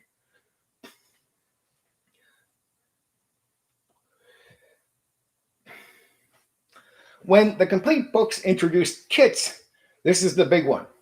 Kits modify a base class, add flavor abilities, add restrictions, address proficiencies. They are not new classes, they are overlays, but they fundamentally change character identity. Instead of a fighter, you became, I'm a swashbuckler, I'm a gladiator, I'm a berserker, mechanically small, culturally huge. 2. Expanded non-weapon proficiencies. Remember, non-weapon proficiencies are optional in core. The complete series expanded them heavily, made them more attractive, encouraged skill-based play. The game subtly shifts towards character, the difference between the characters with all this type of options. Now you can customize more than before, right? Number 3, social and role play systems. Some complete books introduced reputation systems, social standing modifiers, priest sphere expanded, spell access variation, more structure layered onto narrative play. Why this was appealing? Because 2nd edition design philosophy encouraged customization. TSR realized customized sells books. So they realized what they could do is give you like a package of stuff, and instead of you expecting you to use everything, that's not the expectation. Use what you want. It's just here's a whole package of goodies. And these were popular early on. They were right.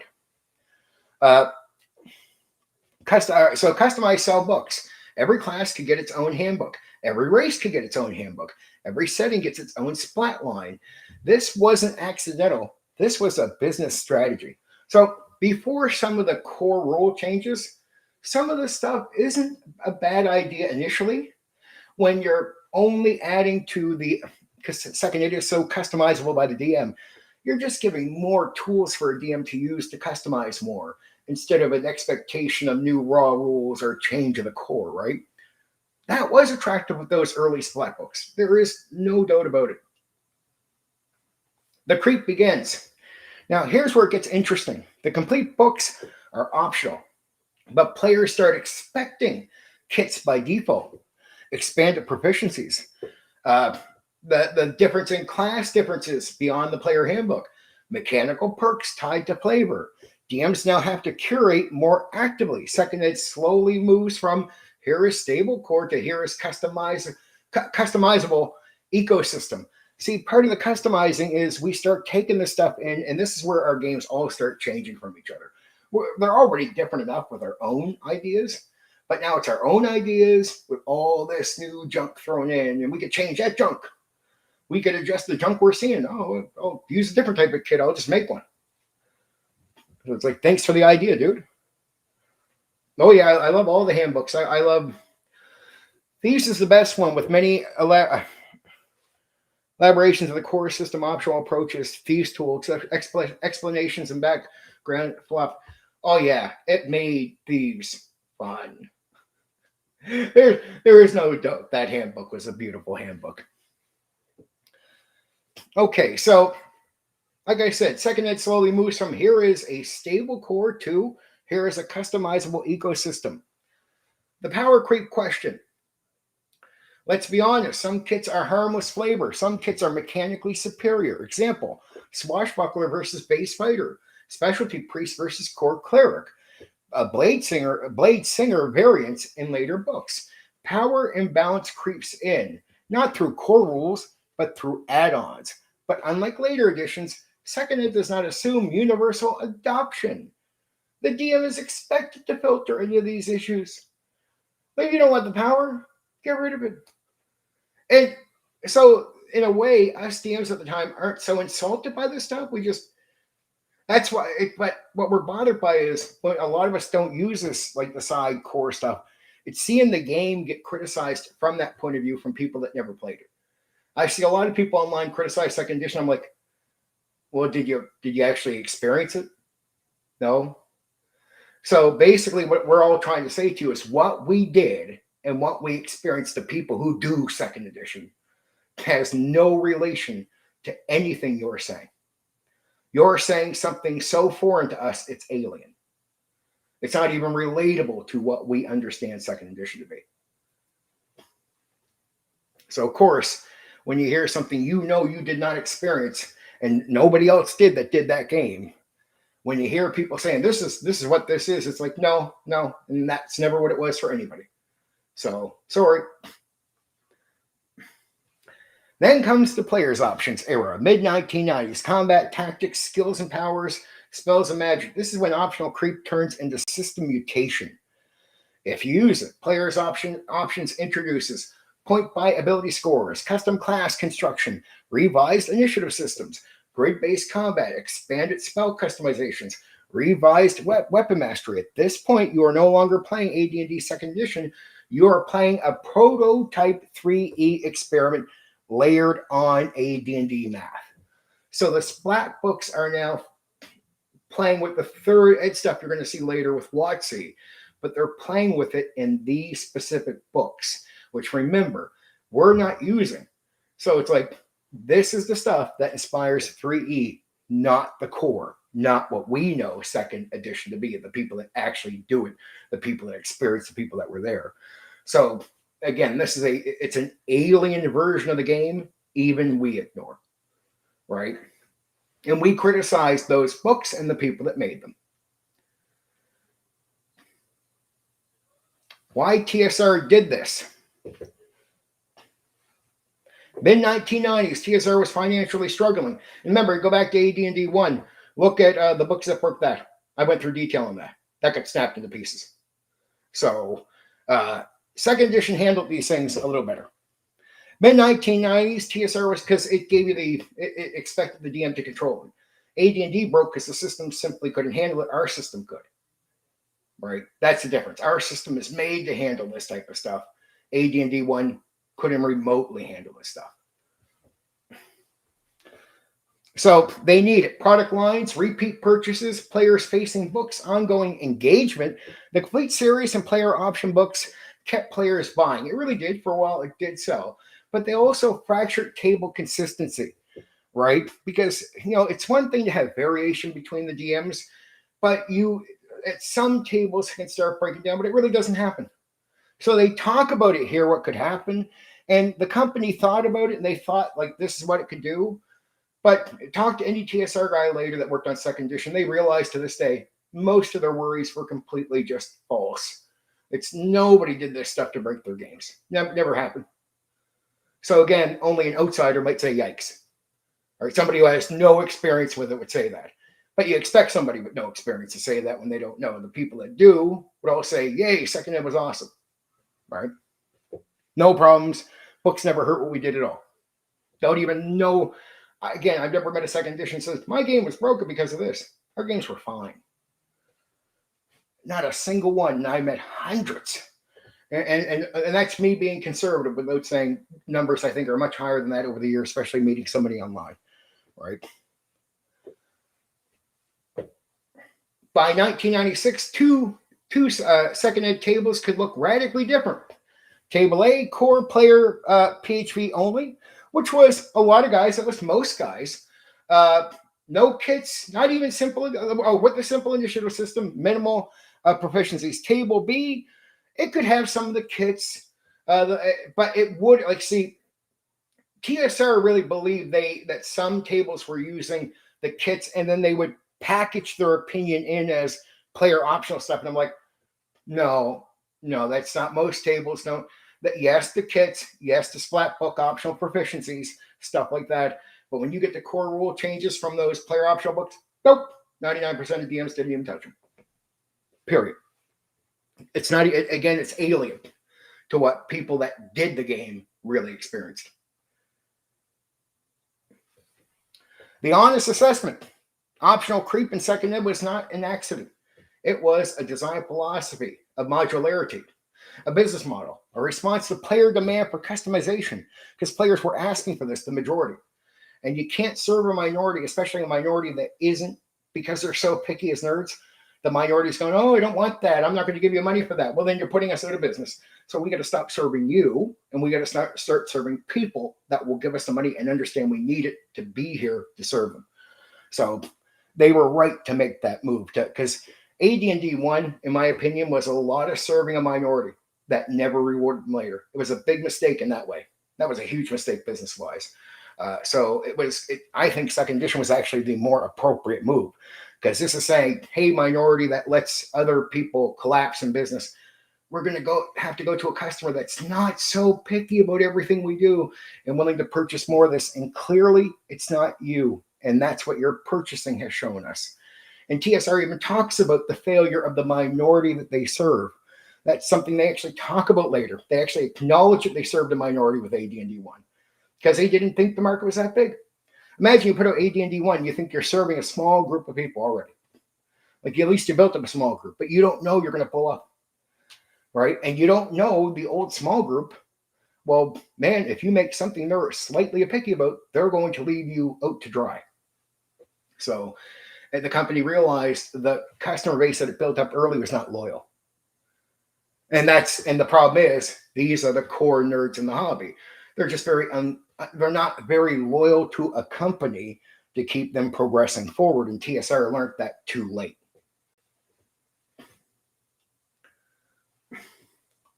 An honest assessment, like I said, it was increased DM workload, creative balance and inconsistencies. Blur the definition line of core second ed. The big truth is core second ed is lean. So it's made for all this stuff you think would break it. Doesn't break it at all. It's made not to be broken. Mid to late second ed is modular to the point of fragmentation. That's true. There's a little bit of all over the place. But again, that's only if you're someone on the outside, if you're looking at it, not understanding none of this is causing any harm to any second edition DMs game. Like, there's just all us DMs doing second ed are completely fine. So it's what could be, but since we had so much control, it was never. We had so much control that was the safety valve. In second edition TSR group, the staff just didn't realize how safe we were from those issues.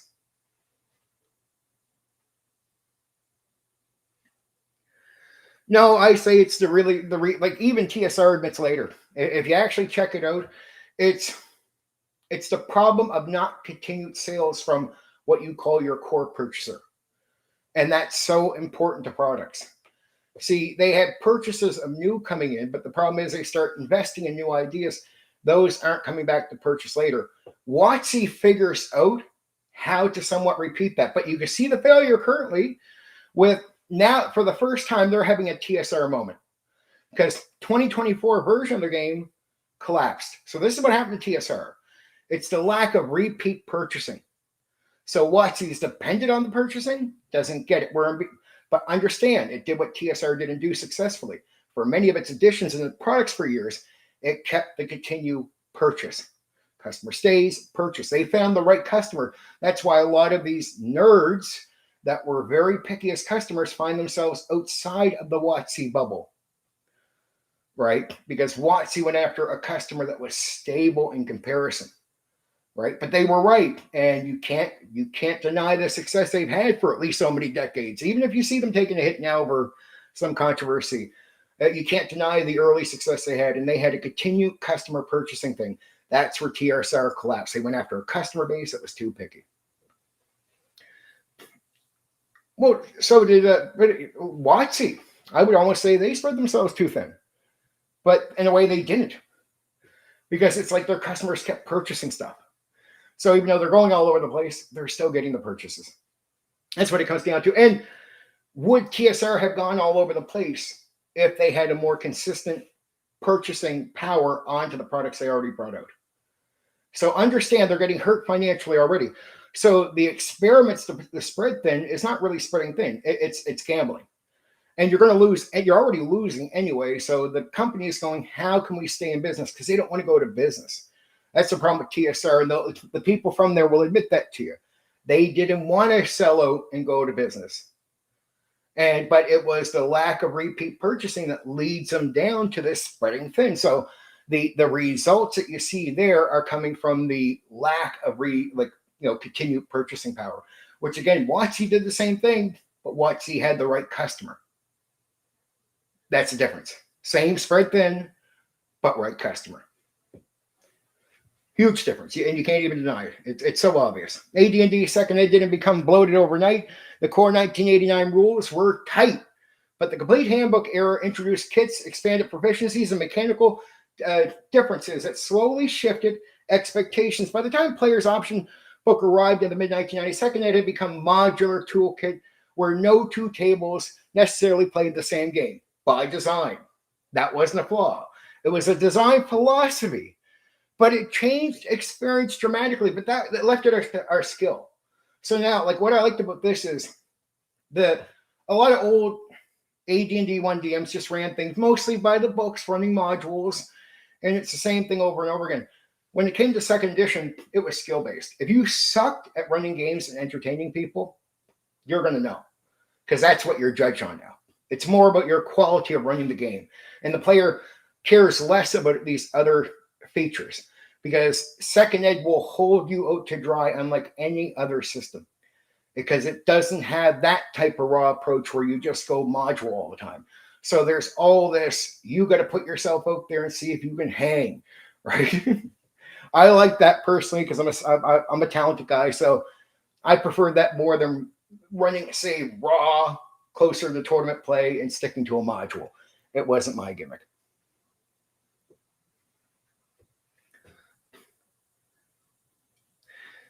Did it even divide the base? Again, this is where you're getting a lack of purchasing, and some of these are bringing in small bits of purchasing to keep them alive, but it's not continued purchasing. So you need to be able to keep making lines where you can establish so many on purpose, and you're trying to get purchasing. So it's the results of bad purchasing power. Basically, it's disloyal customers. That's what it is. The customer and the worst thing is all the guys that abandon them are all the guys that cry about what they don't have later. Well, I wish WotC didn't get it. I wish it's, well, dude, you, the customer, had the power to prevent that. The power was all in your hand, not in TSR's hand. So if you don't want WotC to own D&D and you want TSR to exist and still be serving somewhat in your vein, you got to get. And if you would have gave the continued purchasing power right away, most of this spread thin stuff or making so many settings, they probably would have cut back on that. right? They'd start putting more work into like one or two things because they have the money to do so. The problem is you're talking about a company that doesn't have the money to wait around. They go to business if they don't gamble the next time, or it's either sell it all, right? But they don't even want to go. They don't want to give the business up. That's the issue. Yeah, but it's poor choices. The first poor choice was the customer base they served. And that becomes the core poor choice. Because that poor choice leads them into all the other situations they got into. So that's the main poor choice, the customer base they served. That's you can't deny it. It is literally the layer under everything. Every problem, every decision they made was based on that happening. So it's too bad they didn't learn early on to start chasing, right? Because there was a different customer base. WotC found them later, most of them. But Gary and them didn't realize that, and they chased a customer base that was just disloyal and picky. And most real customers in other businesses don't do that. So that cripples TSR for a period of time. And that's the underlying problem with everything. Every decision after that is the lack of purchasing because of extremely picky customers. That is not something you repeat in other parts of it. And imagine you hit the top of the mountain, you're playing at the top, but you should be expecting to have more customers. WotC pretty much just picked up, figured it out, and did the right thing. WotC was able to sort of start over, but start without going after the same disloyal customers. They went after proper, more generalized customers, more, in the tourist zone of people that will repeat and buy more products and be loyal to them and not be so picky in the process. This is why they got people like Jenny D that represents them, and it's why Dungeon Professor, who should be representing the old school at one point when he first started, ran to the new school. All right, it can be a hard place. That's my opinion. Again, this is opinion outside of fact.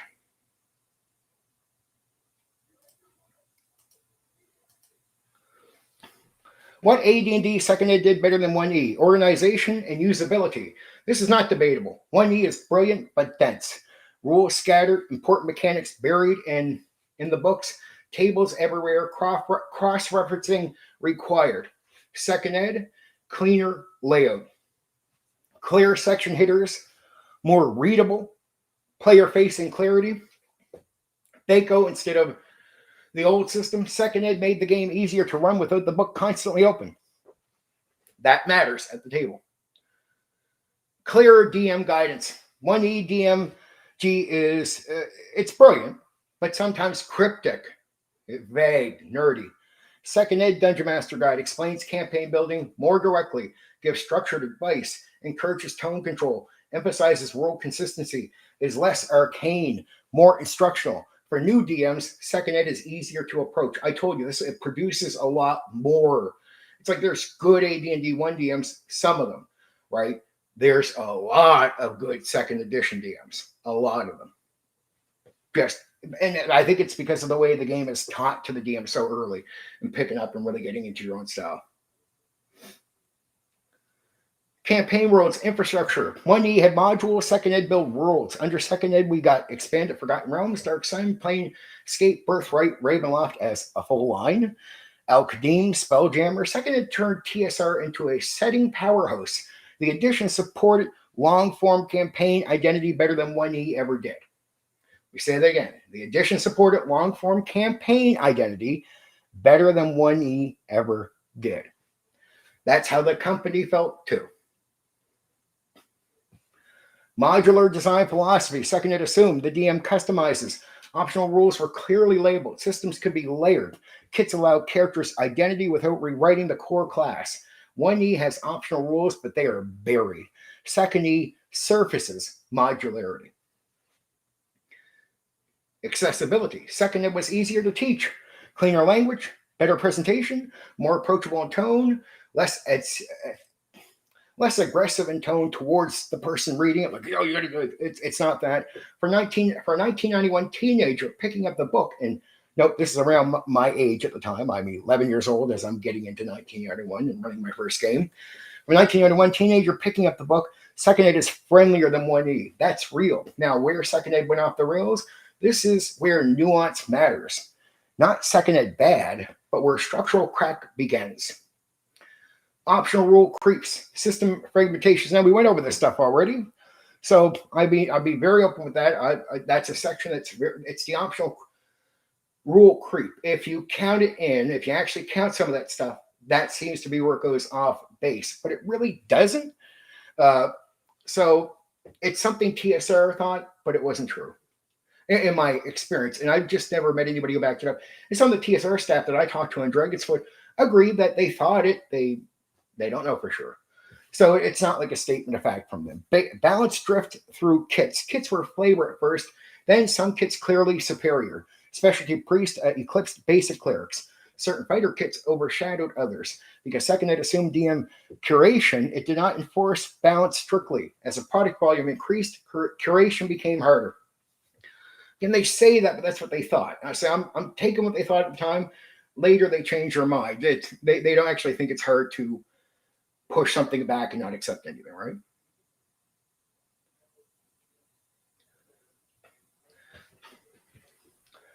Initiative system and subsystem chaos to a point. Second, it offered group initiative, individual initiative, weapon speed, casting time, segments, but no single enforced standard. This flexibility is good until it creates inconsistencies and arguments. Of course, you had a minor amount of guys that just were not good at this. That's not the system falling apart. That's the lack of skill of the person. And that's what I love about second edition. It's the game can actually handle it. You might not be able to. And so instead of being able to blame the game, you had to take the blame when you fucked up with second ed. I love the responsibility factor that you can't blame the game. It is on you. Because you get the responsibility, but you get this because you can do whatever you want. So if you let that in, that's on you. It's on you.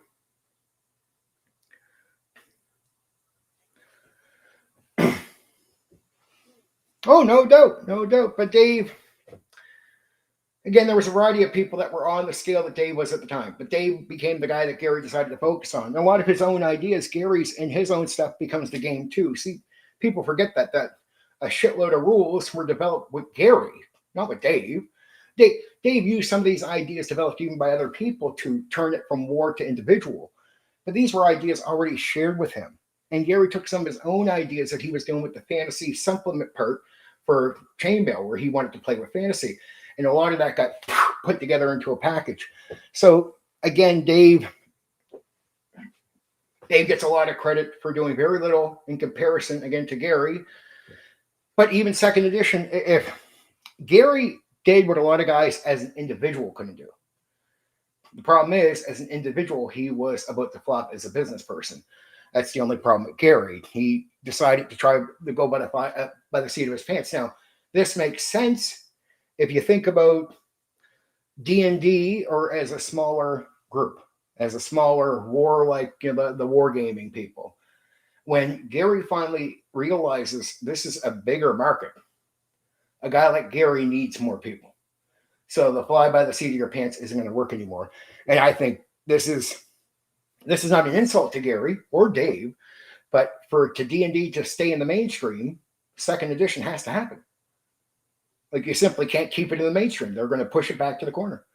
Half the products you see now wouldn't exist. Half the games you see now wouldn't exist. The hobby, the way we know it, the people in the hobby, many of your experiences of maybe meeting people, encounter, wouldn't even happen. Hobby be completely different. So second edition, to me, in a way, keeps D&D in the mainstream before WotC takes over. Right? So without the adjustment there, you're dead. Oh, no. But yeah, AD&D was a little cracky crack. And that's even other. Put it this way, when you see Gary adjusting even what he calls raw for his common game, you're like, dude, you want to do the raw? And he'd be like, no. Like, basically, Gary's more like a second edition DM than the first edition. And I accused him of that on Dragon's Foot too. And you actually responded like saying something like maybe. I said, you're like a second edition DM more than you are an AD&D 1 DM because you make so many changes like second edition really pushes on. And I said, you know this because you know second eddies. It's like, maybe. So at the end, Gary ends up being more. So this is to show you second edition is not a hate on Gary. It's more of a leaning into Gary's own mindset with a lot of the changes. And even Zeb Cook talked about that. A lot of these things were not things he was taking advice from Gary on, but it's like he's talked to Gary for years. So he took ideas or the conversations he had about AD&D 1 and applied them to the second edition. So in a way, Gary does say that even though he wouldn't have made second edition, he's saying he wouldn't have made it. And he didn't directly advise on it. He does say that he believes that some of his talks and that with these people he worked with inspired some of the things you see in second edition. And in a way, second edition seems more like Gary's style than AD&D 1. I could have fucked your head up. TSR is publishing overlord. This is not a mechanical. It's not mechanical. It's a business. TSR flooded the market. Too many setting lines. Too many supplements. Too many box sets.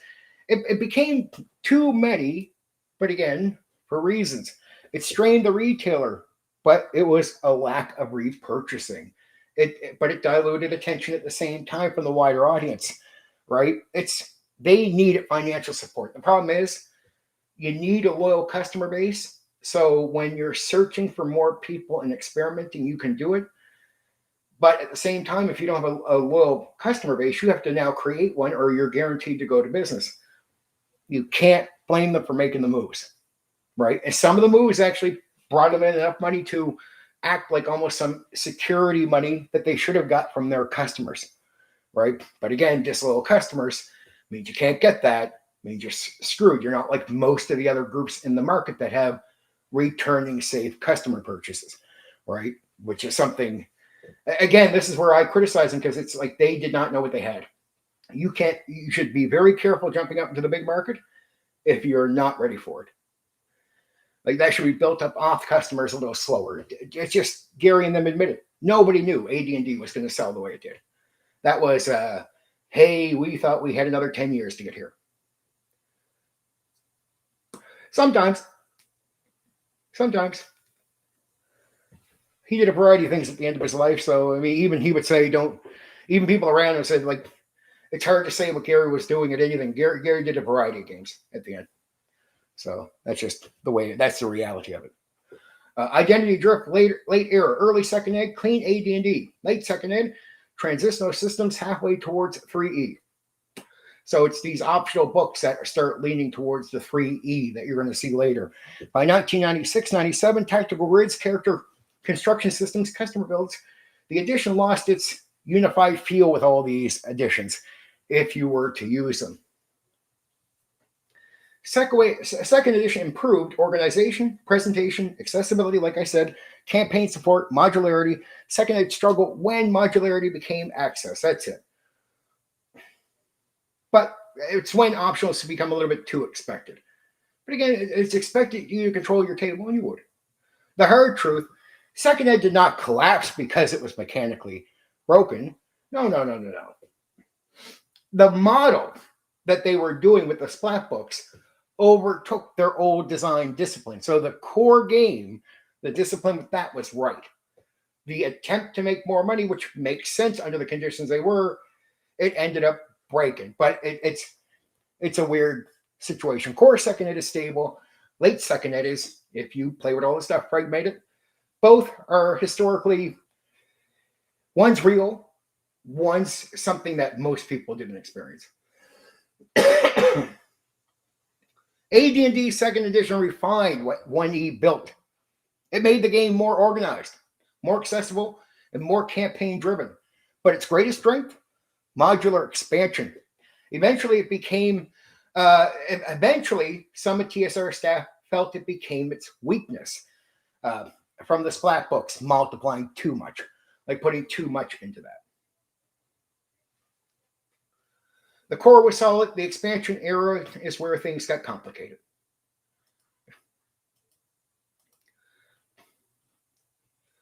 Okay, what AD&D second ed actually was. Let's strip away the internet arguments. Let's strip away the edition wars. Let's strip away what came after. Here's what AD&D second ed actually was. Second ed did not reinvent Dungeons and Dragons. It preserved THACO, descending AC, saving throws, categories, the spellcasting system, class archetypes, DM authority as supreme. it reorganized and clarified what 1E built. It made AD&D readable. That was its mission, and it accomplished it. Brilliant. It was the campaign edition. 1E was, because here's what they expected. Most guys in second edition didn't run modules. We hated them. I hate them. I still hate them today as far as I wouldn't want to run them, right? Have no interest in running any modules at all. I prefer to run my own thing, and I need a world to do that in. So, like Steve Kennedy would say, that's too much. But that just tells you he's not a second edition gamer. So that's those settings, we want it more. So they weren't too much. They weren't even enough for most people, right? And we did the Dark Sun. And where they say many people did it, no, a lot of people did. A lot of people did a lot of different things. Maybe not as much Dark Sun or Spelljammer as some of the others.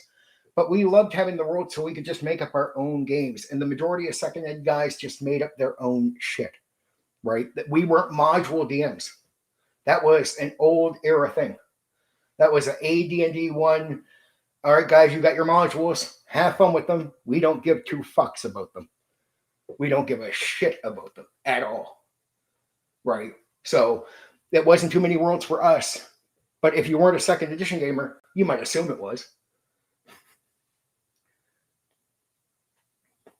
Yeah, but it worked with WotC. You just got to get people coming back willing to try out the things you're experimenting with. You got to get a customer base willing to do that with you.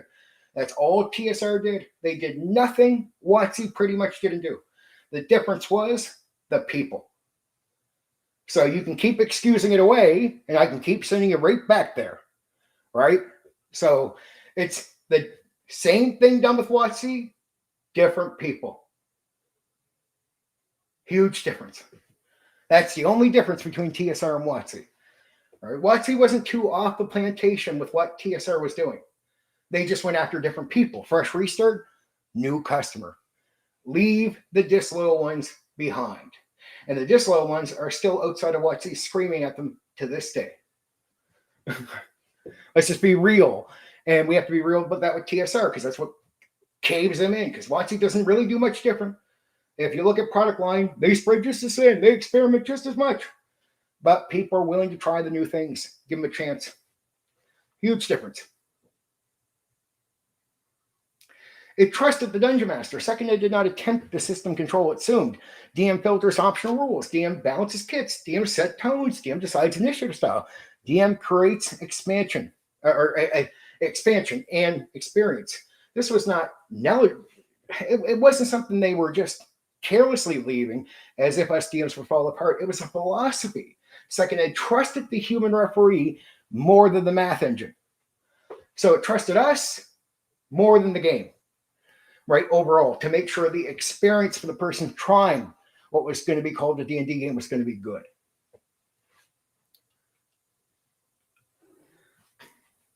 It was modular before that was popular. Today, we talk about the modular system like a modern design. Second, it was doing that in 1989. You could run pure PHV minimalism, kit-heavy character play, tactical grid combat, narrative-focused campaigns, political domain campaigns, all under the same umbrella. That flexibility is rare, and it's something you could not do with the previous editions. So this is one of the exceptions for second edition. It was a bridge edition. Second, it sits between the eras. Behind it, Tournament AD&D and Pulp Sorcery. Ahead of it, Unified D20. Second, it is a hinge. It carries the old math. It experiments with customization. It hints at future design through the customization. It's transitional, but not intentionally so.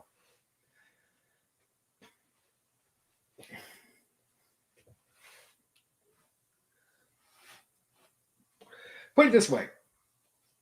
If 1E was raw creative force, second ed is structured world building. If 1E is wildly early TSR energy, second ed is mature TSR infrastructure. If 3E is system engineering, second ed is campaign storytelling. AD&D second edition wasn't about reinventing Dungeons and Dragons. It was about stabilizing it. That's it. The adventures started becoming the worlds that we needed. That's what they started designing, which makes sense to this day. So the final part is this. Who bridged second ed, or what bridged second ed to third edition? First, corporate reality. TSR was acquired by Wizards of the Coast in 1997. Third ed released in 2000. 3E was designed primarily by Jonathan Tweet, Monty Cook, Skip Williams. But here's the crossover point.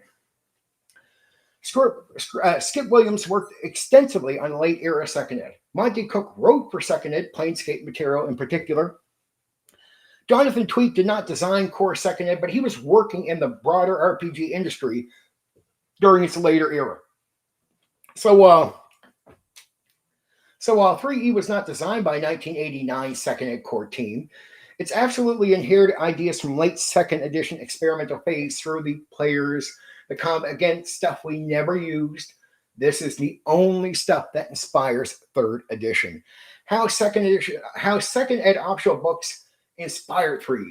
This is where the line is clear. So it's understanding the core is not that. So there's a lot of people there that say the core second ed somehow inspired 3E. Nope, never did, not even a hint of it.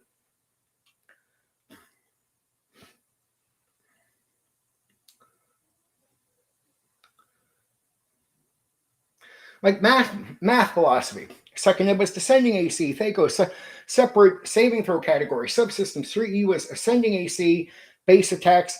It's still all the same thing, just flipped around like I said earlier. DM authority versus system authority. That's the difference between still second edition is real old TSR D&D. DM authority. 3E is system authority. Second, it assumes DMs, educate over the rules where there's gaps. Optional modules, uneven balancing is all evened out by the actual DM. It's left in their hands. It's a responsibility. 3E assumes system clarity to take care of that. Balance transparency to take care of that. Rules consistency across tables. That's a shift. In a way, they're almost trying to do what Gary was doing.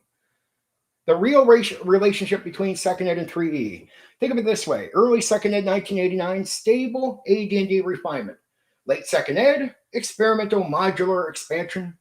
3E 2000, formalization of late second ed experimental player options and whatnot. Second ed remains TSR. 3E is mechanically modernized D&D. The DNA overlaps. The identity does not. AD&D second ed didn't become 3E. Late second ed experiments, the customization, that is what inspires some of the 3E stuff you see, and that's where those things are connected. God damn. Almost 2.5 hours, guys. I hope you really enjoyed that. I'm surprised not to have more. It's sad not to have more people live push me back. I don't mind Steve Kennedy here was pushing back on some of this stuff. Just stuff is what it is, and you can tell nerd stuff, and you tell them one way, it's like, well, here's no, dude. I'm telling you straight as it is. I've done a lot of consideration on this. I've already beat past all these options. We're going facts here, so it's like, it's this. Well, what? No, it's this. Well, no, it's still this, dude. Sorry. That's how it is. It's this. And that's the reality, right? So I always tell people, even myself, because there's a lot of things here I mentioned that bother me that I don't want to agree with, but it is true, right? And I put that aside. I don't sit here and live in some delusion. I don't want to live in a delusion ever in my life. Just make shit up where it's like, man, I want to believe it was something else. But the facts say otherwise. So it's like, hey, facts win. And facts, as Ben Shapiro says, they don't care about your feelings. I hope it was. That was second edition, covered top to bottom, birth, everything. Now we're doing a lot more second ed material, so that wasn't meant for tonight, right? I'm going through more of the realms. We're going to do the Gamma World stuff. We're doing like that Hyperborea stuff to do some OSR shit that I'm going to do forward. On the 15th of March, Black Rose, Steve Kennedy, I'll be over on the DM Bloodworth channel. I'll put the link for his channel up on the Discord later and probably pop it in the community comment area so you can go check over at DM Bloodworth, and that night you can find me there on March 15th on a Sunday, right? So that Sunday won't be my stream. I'll be going over and streaming with DM Bloodworth. Should be a lot of fun. Talked to a guy named GM Cody recently. He said he's totally up for talking. So we don't get an official date, but he got some work to do when he gets back and he gets some time. He's going to let me know, and we're going to agree to something and set something up. Max, the of course, I think has pretty much just told me, yeah, at one point when we have the time, we're going to make it all happen. No, I'm not. Talk about you, Stephen Kennedy. Just to be clear. And you were on something, so.